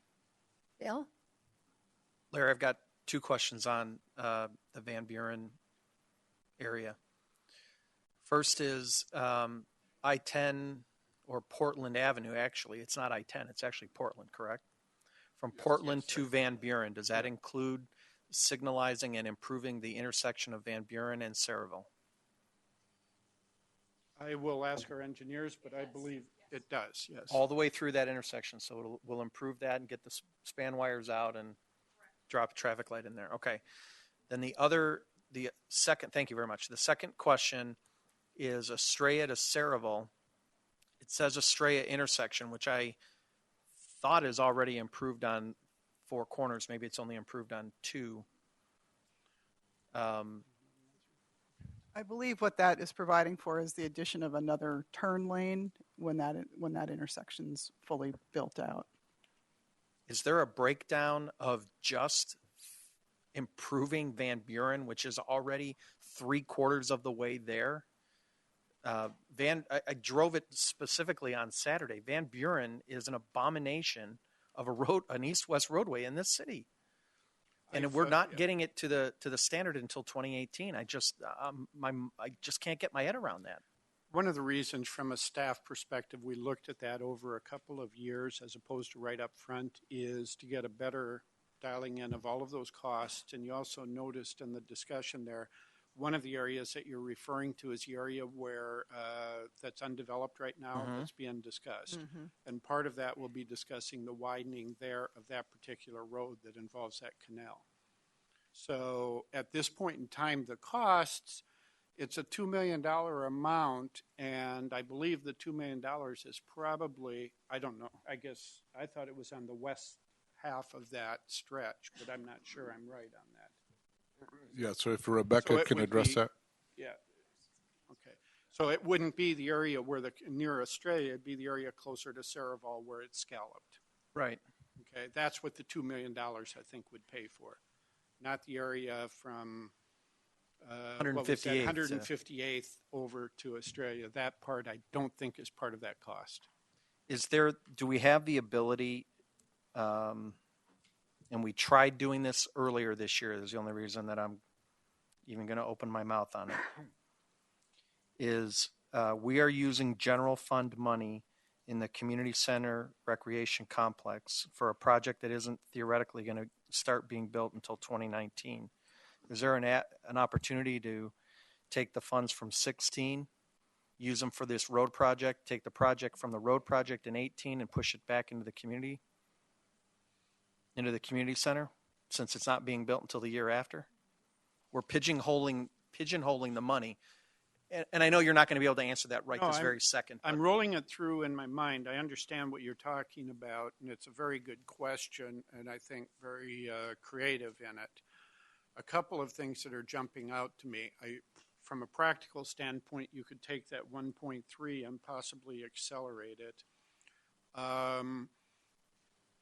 One is kind of when I talked about what I call borrowing the impact fees, I felt a whole lot better of borrowing it for another road project. Not that I'm talking about keeping it clean. If I end up using that money to, in effect, reimburse a park project, it doesn't look as pure as it does there. We're okay doing it a few months ago. We were? I thought that was one of the funding opportunities for us to fix Goodyear Boulevard, was to take it from here and then reimburse it later. But that would be out of the general fund portions later. Right, and this is a general fund funded project for a general fund funded project. Yeah, the general fund funding is actually this upcoming year. Okay, fiscal year 16. Right. Fiscal year 17 and 18 are impact fee funded. They are impact fee funded on the Saraville project, but we wanted to accelerate the Saraville project. I'm just asking for consideration. I don't want to make it complicated. No, and I don't mean it's a very good question. I'm not trying to tell anyone how to do their job. I'm just throwing it out there as an option for us to come through on a project we've been promising the residents in that area for the last 6 or 8 years, that we can finally deliver on it. I think what I would ask on that as a follow-up, or not ask of you, but as a follow-up on that we can research. Oh, yeah. Because I think there's a lot more to it. And that you've got 2 projects. I don't know where they are in the design. If you were to go through the design phase, would you even be under construction in the next 12 months on both of those projects? And some of that, I think we as a staff would have to look at from a practical standpoint also. No, and I agree. And I didn't have necessarily any heartburn with entering design this year because that usually will take the better part of the year. Right. And then getting ready to start executing it next year. We can at least say not only, and I don't want to sound really sarcastic or nasty about it, but we've already designed a project that we're now going to pay for tonight. I want to make sure when we start it, we've got the funding identified for next year so we can start construction on it so we can get this thing done. And I think the improvements that the residents are going to see on Saraville at Van Buren, and then knowing that we're designing, I think is enough of a, we've heard you, we're moving forward. I think there's enough reaction by the city, if you will, to continue to move that aspect forward. And it only makes sense to do one before you do the other. But I'd like to see us try to figure out a way, instead of skipping 17, try to identify the way to get that project started in 17. We will. Yes, and just to be clear, because we are going to be providing a draft budget to council next Monday. Next Monday? Yes. Next Monday. And as part of that, really want to make sure that we have the input from council as we go through here. So what you have in front of you is the asset management at $2 million, $1.7 million of which would fund the Saraville portion, Portland, Van Buren, and getting that Saraville portion down to Van Buren fully improved intersection, with the remainder at $300,000 for the design of Van Buren. And it'd be one of the things we'd like to know as we leave tonight in work session. Of course, we don't vote on it, but if that's where management and staff are recommending we go, and just want to make sure that we're consistent with where council wants to go, because it's not too late when we come back with a balanced budget draft, but it is very important to nail some of these down. Wally? Can I ask where Indian School is? It fell off the CIP a couple of years ago. 2024. Yet we've got the 303 wide open, and that is a direct thoroughfare now from 303 down Indian School to 101. If I I'm could going to interrupt right here because it's 5 minutes to 6. We'll answer that right after. And no, but we have to start the other one at 6 o'clock, I've been told. So if you want to take a quick run to the room, it gives you that much time. And so we will have to continue. So I'm going to recess this, and then we will come back after the regular meeting. I like the way you think.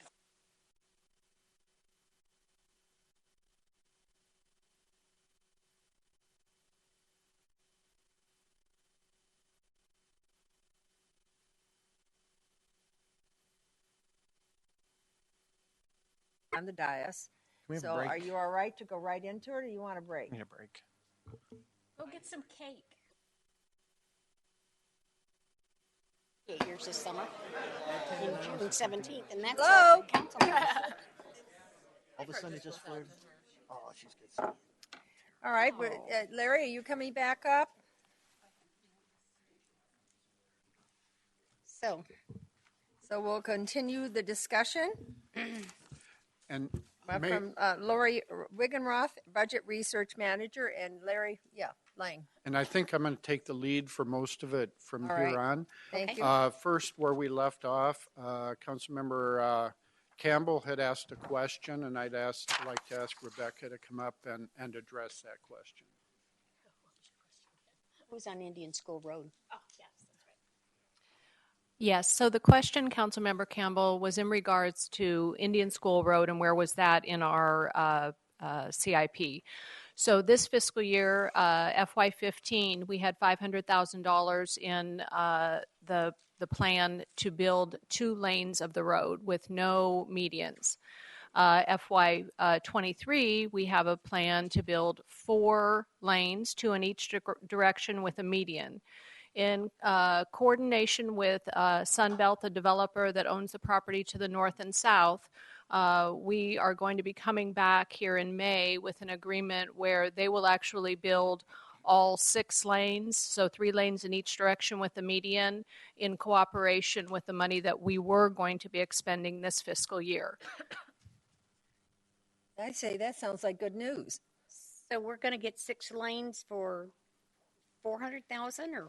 Well, it was $500,000, which we are working through with the attorney's office to provide those funds to them based on the money expended toward the portion we would build. But yes, they are going to be building the remainder of the development because it does benefit their parcels to the north and south. That's absolutely wonderful because now that the 303 is there, once they finish that road, both of those vacant lots will build. That's great. Thank you. Oh, that's good. Thank you. Okay, go ahead, I'm Larry. glad I asked because I didn't know that. Okay, where we were then, as that question came up, we had talked about the first 3 items on here where, as we have it right now, the undesignated, unallocated asset management will not be included in the budget for fiscal year 16. Van Buren, Australia intersection, fiscal year 16, we will have funding for the design of the project. Question was asked about can we accelerate other funds to get into construction? The very quick response that I would give on that is that given the fact that we haven't even started the design yet, I think our funding plan at this point in time is okay. Where that project will be funded into fiscal year 18, the $300,000 that's coming this year is general fund money. Where that'll be funded is the catch-up of the general fund money on the next one, which is Saraval and I-10 Portland to Van Buren. We are going to advance general fund money to accommodate that. That was scheduled to be done through fiscal year 18 with impact fee money. When we collect the impact fee money that'll reimburse us for completing that project, we'll be able to use that to do it. If the impact fees come in at a quicker rate, we'll be able to accelerate also the Van Buren construction, but that still would probably, earliest it could start possibly would be fiscal year 17. Other questions on those 3? I have no objection, so council? Sounds like you're fine. Let's get on with the other ones. Thank you. Okay, the next items that we have on there that there has been discussion and where they are today as presented. One is to reduce the food tax rate by 1/4 cent. We did include some charts that we've shown previously on the impacts of that at the end of the presentation, which we can refer to with any questions. Can you just show that? Can you put that up quickly? Yes. I'm doing this slowly so I don't go too far.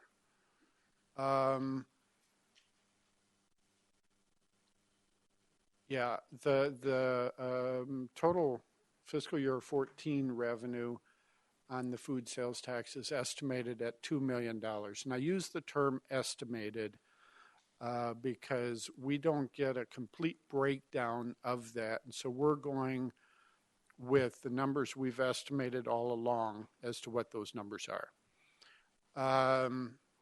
The rate is 2% now, whereas our regular retail rate is 2.5%. Each 1/4% would be $250,000. And that's the number we've talked all along in this conversation.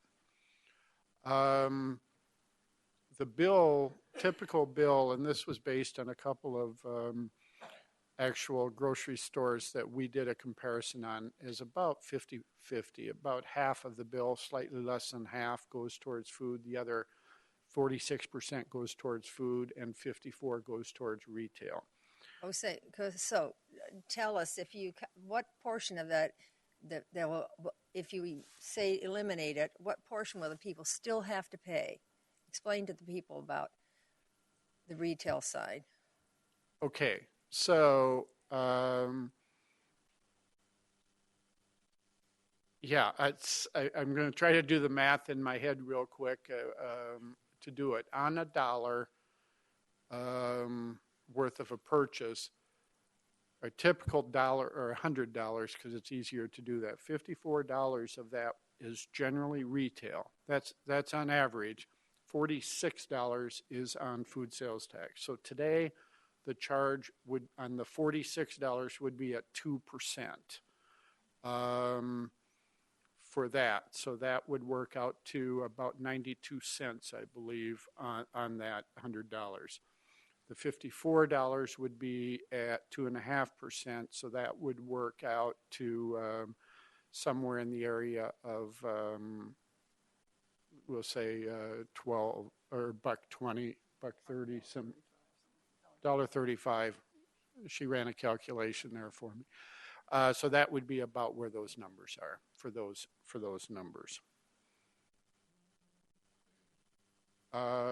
These are comparison rates that we have, with the ones on the left being comparison in the West Valley. And that includes Surprise, which is at 0. That's why there's no bar above that one. Phoenix is now at 0. The last time you saw this, Phoenix had a rate, I believe it was 1%. That expired March 31st. The others are the East Valley cities that we're showing up there. Okay, I'm going back. Okay, who wants to start first? Any comments? Sure. For food tax? Well, you know, I appreciate this conversation. I know we have it every year.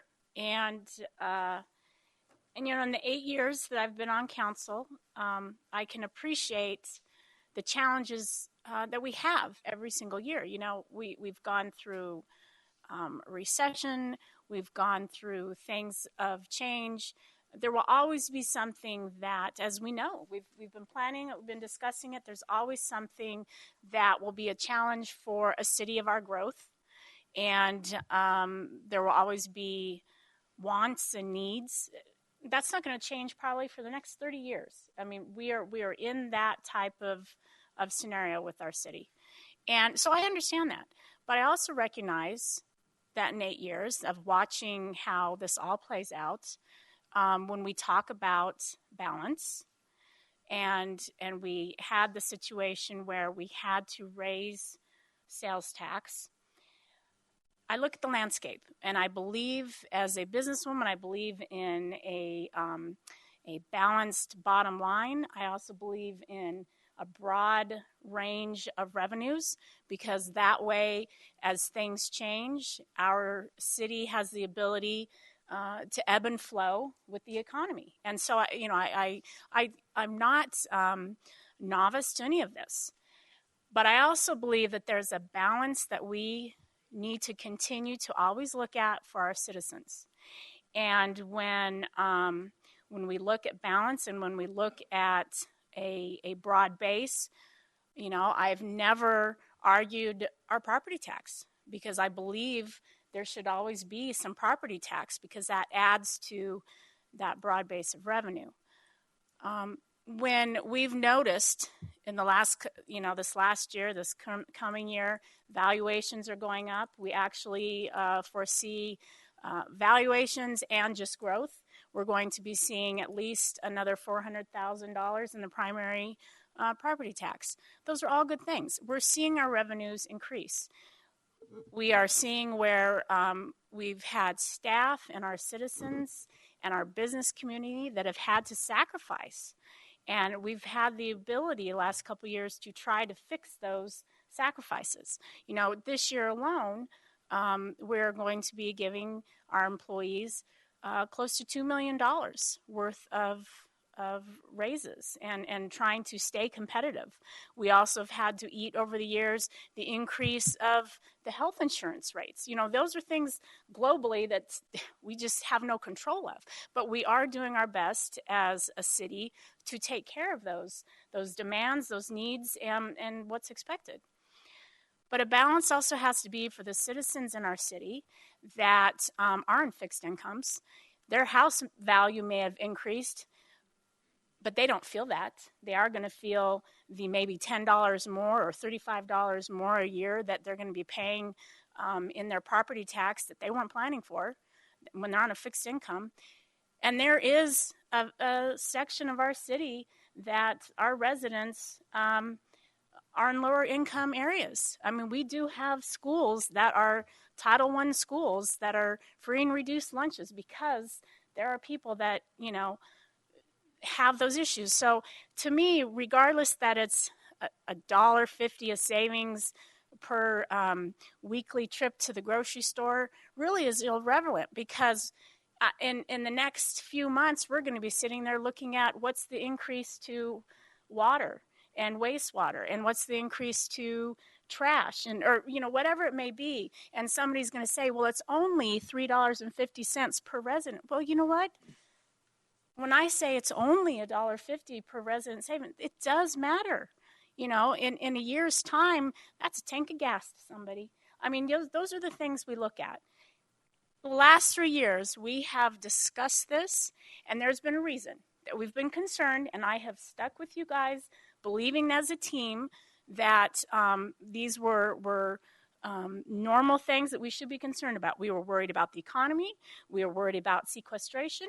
We were worried about state shared revenue. All those things, valid reasons. And we didn't touch it.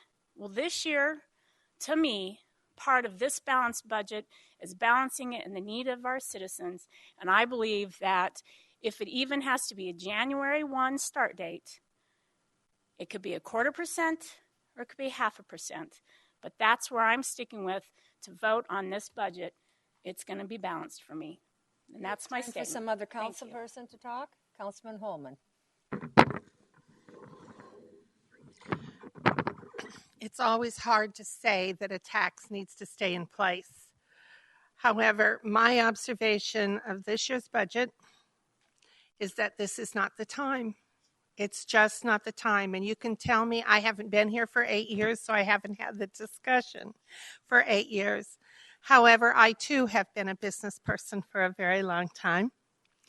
And there is a time where you can do such as this, a tax reduction, but not when you're facing unexpectedly a $500,000 bill. And the other thing that I think needs to be brought into the discussion is that a lot of people from out of our city shop here and are paying that 1/4 cent to help us pay for the roads we need to repair and to help us do those things we need to do as a city. And I can't in good conscience, as hard as it is for me to say, but I just don't believe this is the right time to do it. We can expect growth to come, brings with us some burden as well, but to say we know it's coming, I think is a mistake, and I think this is a bit premature, and I would hope that my peers would seriously consider those comments. Next, Councilman Loretano. I think it's very important that it's not even $1.50 a shopping trip. It was less than $1, and I think when we look at the aggregate, what good can be done with that, especially when we know that so many people are not. I think Councilmember Holman said it very eloquently. There's a lot of people that don't live here that shop here. I think it's well meant. I think it's well meaning. I think it's important to know we have brought it down. That's not true that we haven't touched it. We have brought it down to pre-recession levels. That is very, very important.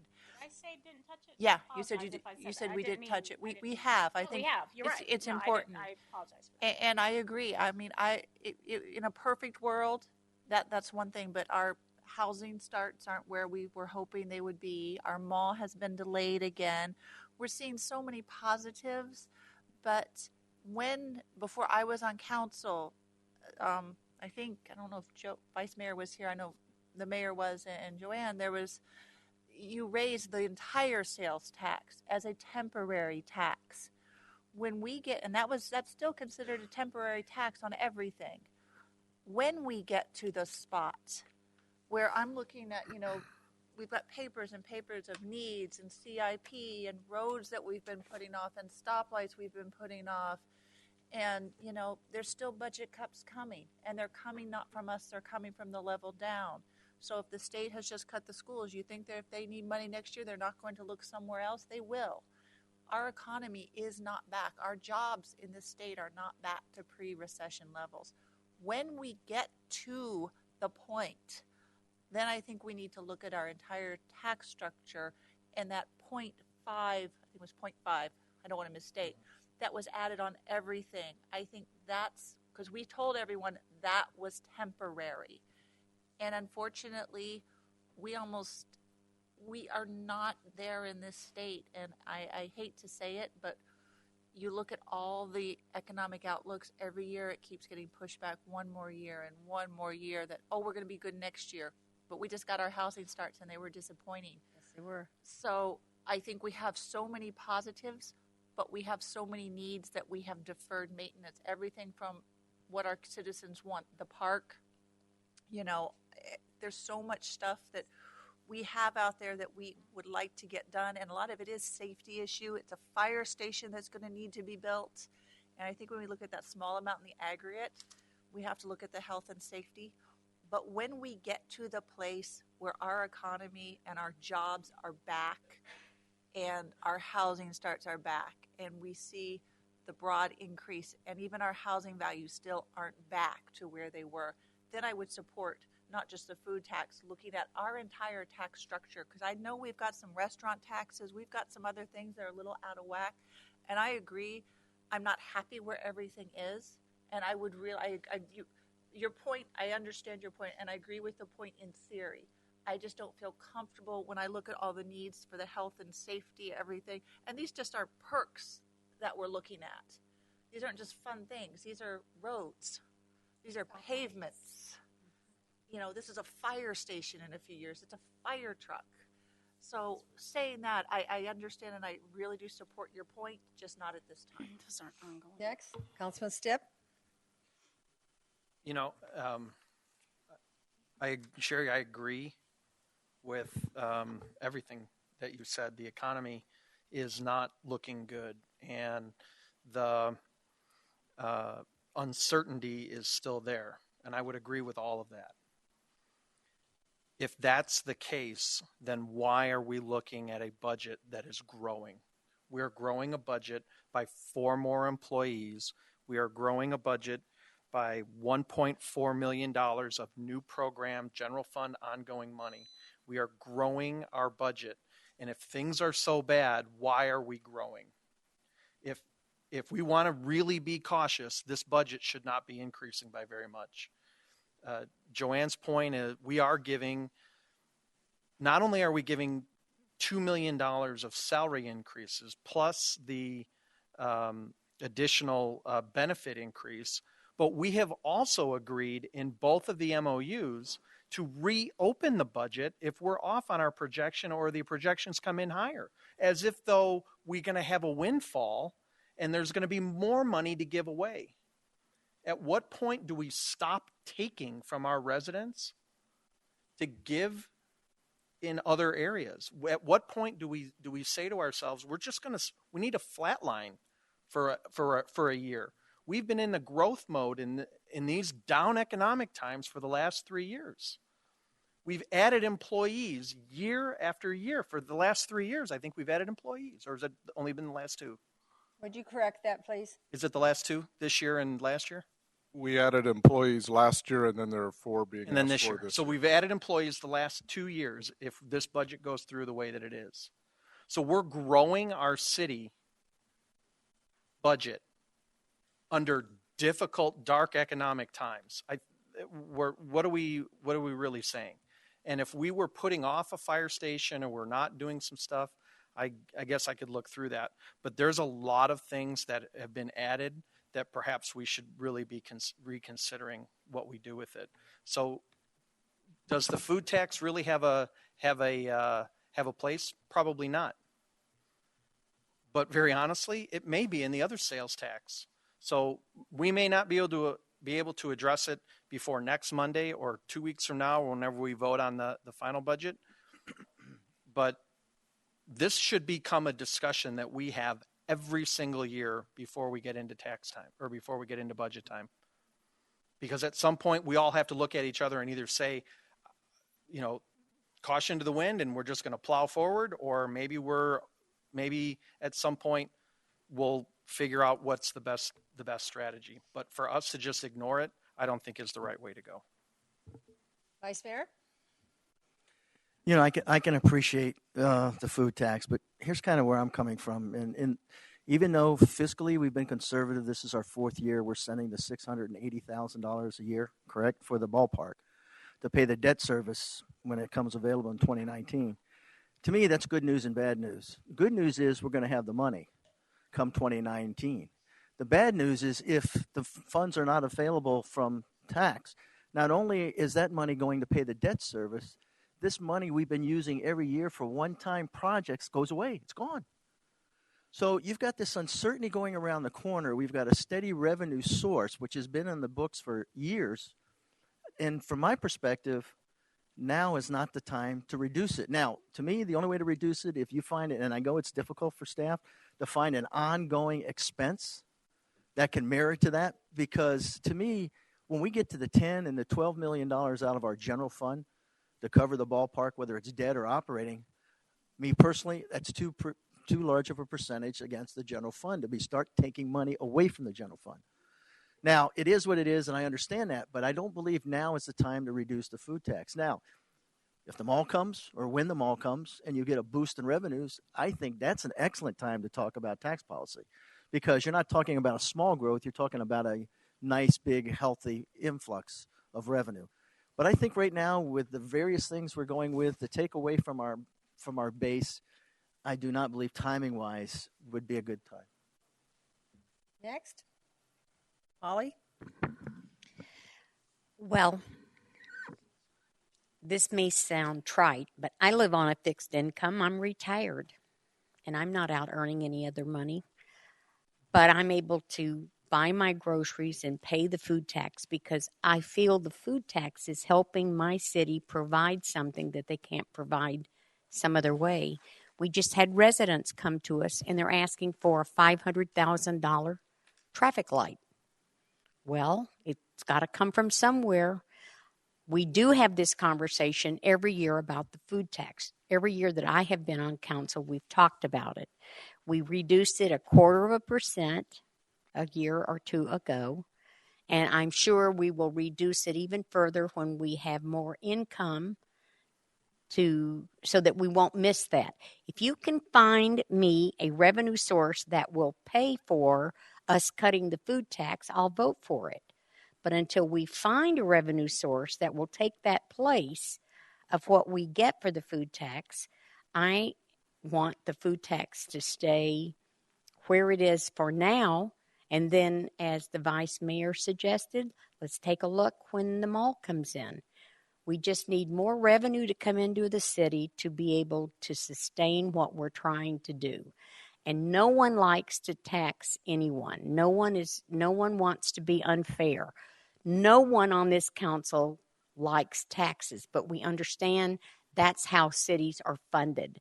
Until there's another way for the city to provide all the services that every resident that lives in this city expects from us, I don't know what else we can do except use their tax money very wisely. And while our budget may be growing, the need of our city is growing as well.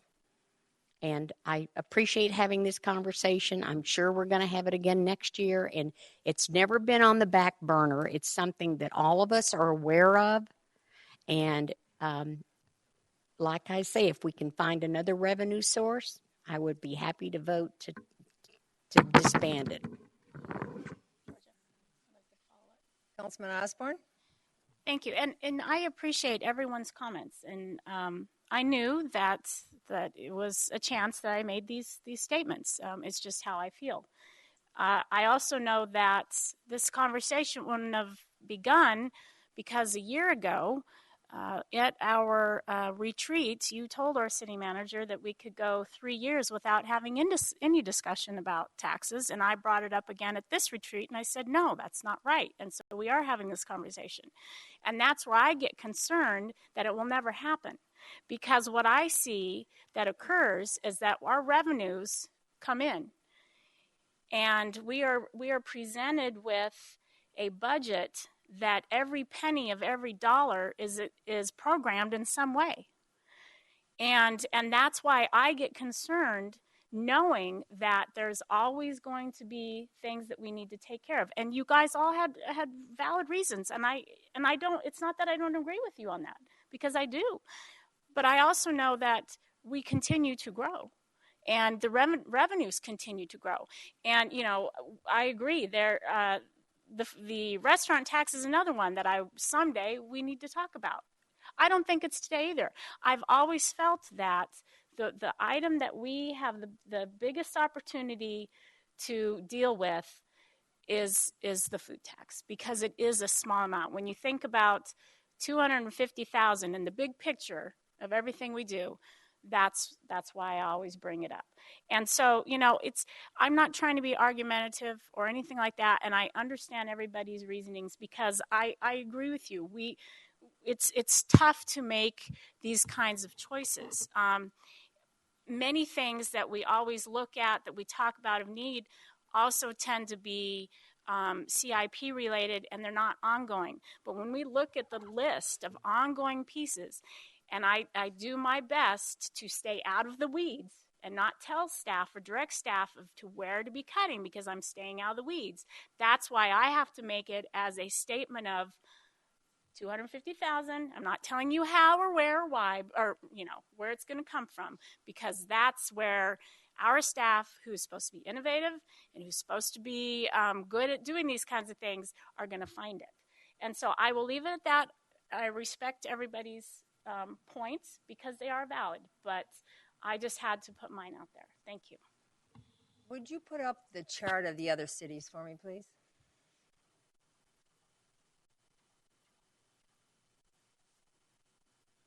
I'm just going to look at that chart and say that we're being reasonable at this time.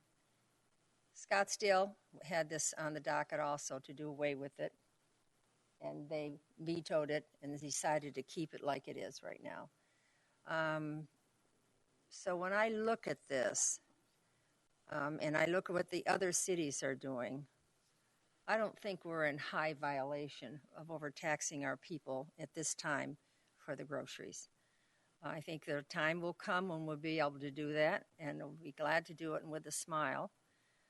But I see other projects that the city residents are crying for. And I see a lot of road projects we're doing now.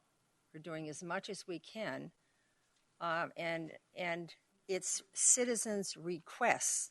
I have not heard 100 people signing a petition to do away with the grocery tax. So I don't know where you're hearing it from, but I haven't heard it. So the rest of you do mix with other people in your different organizations and your work, so maybe you're talking to people I'm not talking. I don't see it an issue at this time. I would like to clarify on staff, though. So during the town turn, we stopped hiring people. Is that correct? You're going to have to help me with this, city manager.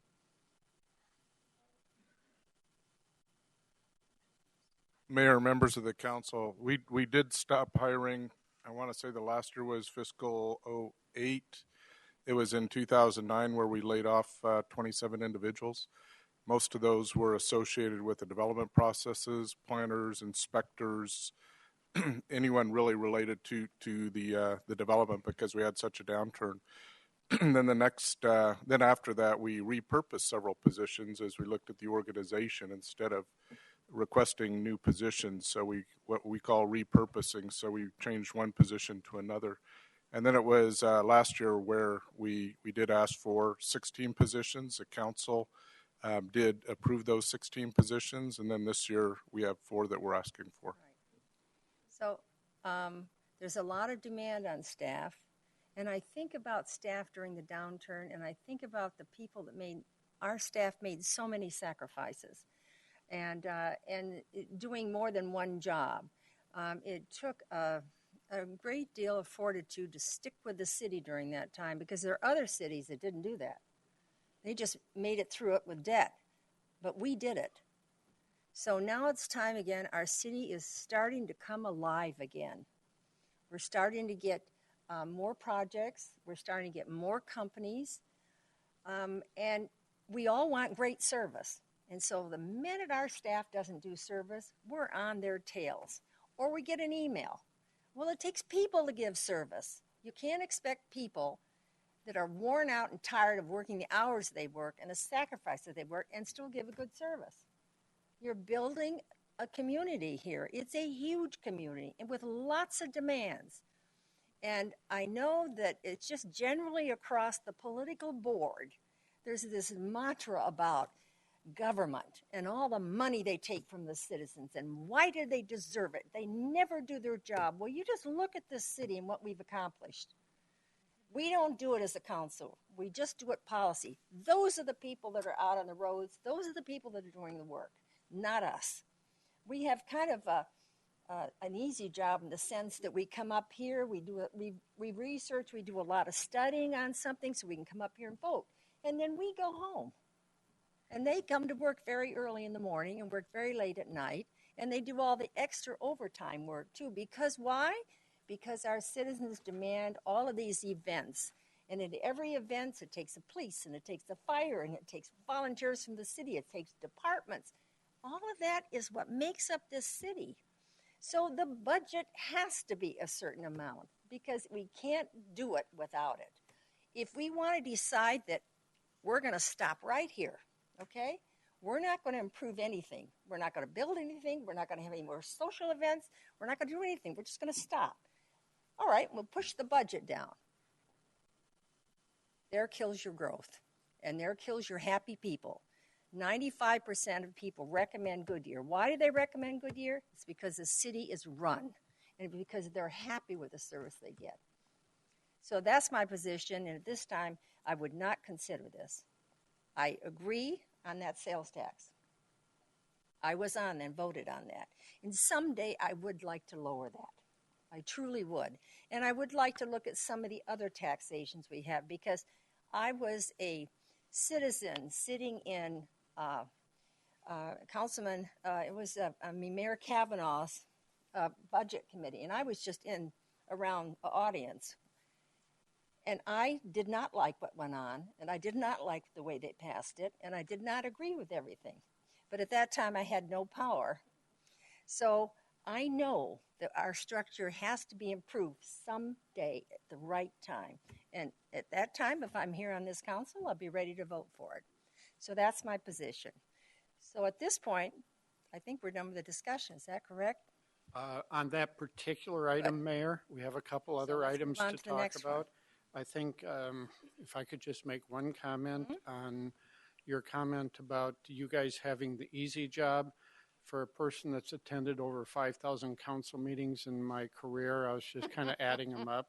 I'm not sure I would 100% agree with it. You do have a very difficult job as you're going through the process. Okay, a couple other items that have been talked about. Right-of-way landscape, Litchfield Road south of Yuma. That is an item that we're leaving out of the budget at this point in time as far as the way we're looking at it. Are you looking for the I'm consensus? not seeing anyone speaking up.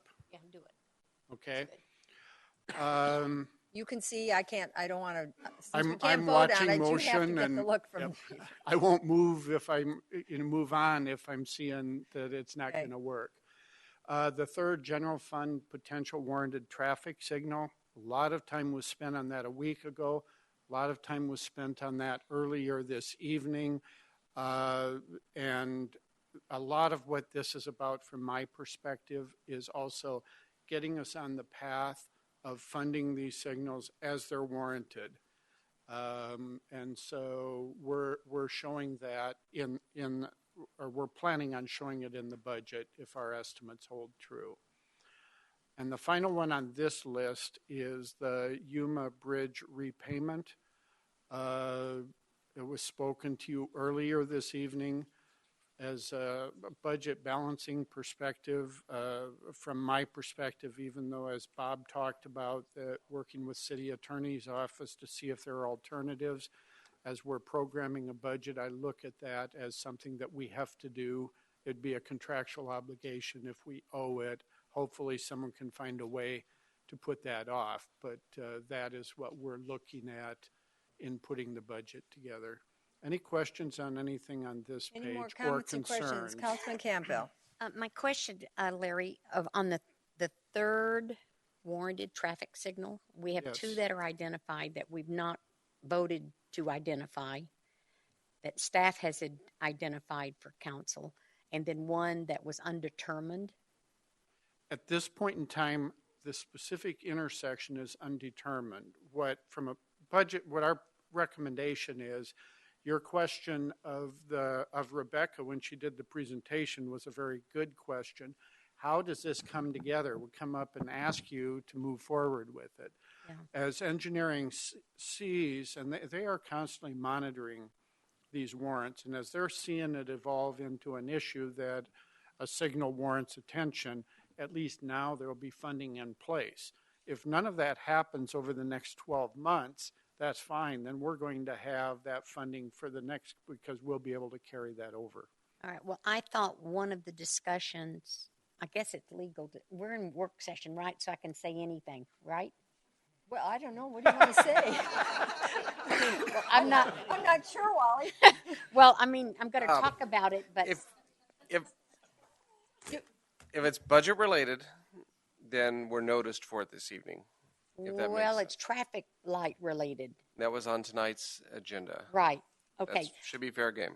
All right. So, in earlier presentations, not tonight, but our traffic engineer offered some solutions to the Elliott and San Gabriel intersection with some things.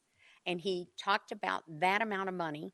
And am I to take that, all of that is off the table, and the only thing that's going to be on the table now is the traffic light? At this point in time, that is correct. As I recall, the item in there were 3 of them in the budget, and I think they were in the area of $25,000 each, if I remember right. Yeah. So what will happen is that one would not be done. You wouldn't duplicate those. Okay. But that funding would stay in the budget in case there's another area that would arise. Okay. All right. So if we put in a traffic light, do we have to add more money to put crosswalks in? Or is that all inclusive for $500,000? Larry, I would suggest that we get our engineering director. Because then we could take the $25,000 that you've already identified and move it over. That's really creative. The $500,000 is all inclusive, and that $25,000 that was put in the budget for the traffic signals or proposed, that would be freed up.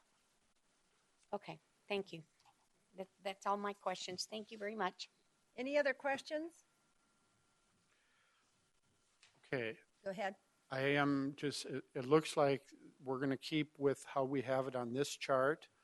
I just wanted to we talked earlier about what issues are out there.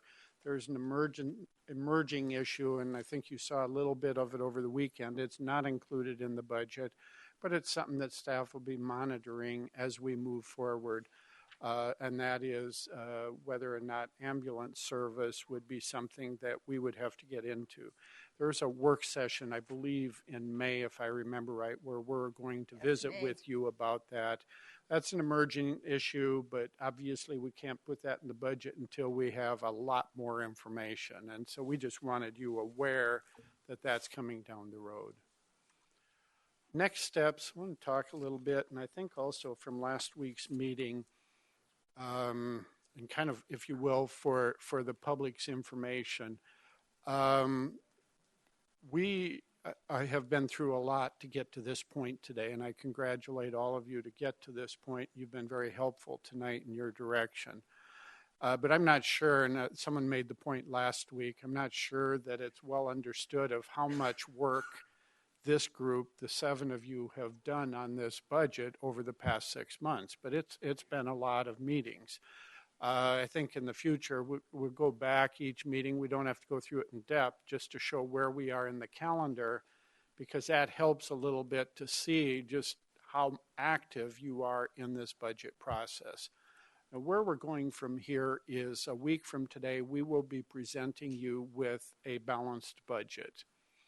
We're also having, and it's already advertised, a public budget forum at 6 p.m. May 6th. That's a week from this coming Wednesday, and that'll be right here in this room. If necessary, after we've presented the budget, we need another budget review. That would be on May 11th. Because May 18th, when the rubber starts hitting the road, May 18th, when we're asking for the tentative budget to be adopted, and we go through the publication requirements we have by law, and then the final budget adoption will be on June 22nd, property tax levy on July 6th. So that's kind of where we're heading in this as we're moving forward. And if there's any other questions, budget process or otherwise, take them now. Councilman Osborne? And I apologize, Brian, if you have already followed up with this information, but some of the items that were within the CIP, I believe, and ongoing, were the issues with the Mobile station. And there was water project issue. There was just the ongoing payments of things, and you know we have not followed up with the continuation of direction on that. So when will we be hearing that? Mayor and Councilmember Osborne, great question. I have to quit hiking so much or something. I don't know. Two things. One is we have two items in the budget. One is to fortify the security around Station 187, which is up in the Mobile area. The other is for the water. If we end up having to participate in that well or bringing in our own water. So we've kept those in the budget. Where we're at now is we are talking with potential, I'll just call them agencies. We've had one of those meetings already. We're having another one this Thursday, and so we are trying to find out any other alternatives. So it hasn't happened as quickly as we had hoped to actually have it as part of the budget discussion, but as soon as we get some input and really evaluation by a couple of agencies, and we'll be coming back to council. Any other questions? Larry, thank you. Thank you, Lori, for the presentation. Oh, Councilman Campbell? I just want to thank Lori for the wonderful job you've done every night. This is your first big year, right, to do this. And you've done it so flawlessly, and you've made it so that we could understand it. And I just wanted you to know how much all of us up here appreciate that. You too, Larry, but really, we do thank you. Because you've done extraordinary work. Well, all of you too. Yes, thank you very much. Thank you, Larry. I want to thank Councilman Osborne for the flowers and the cakes tonight that she brought. Sweet. Flowers. Oh, I'm sorry, Councilman Loretano. The flowers from you and the cake from Councilman Osborne. The cake for Bill for his graduation present. It was very nice, and thank you very much. So the meeting is adjourned.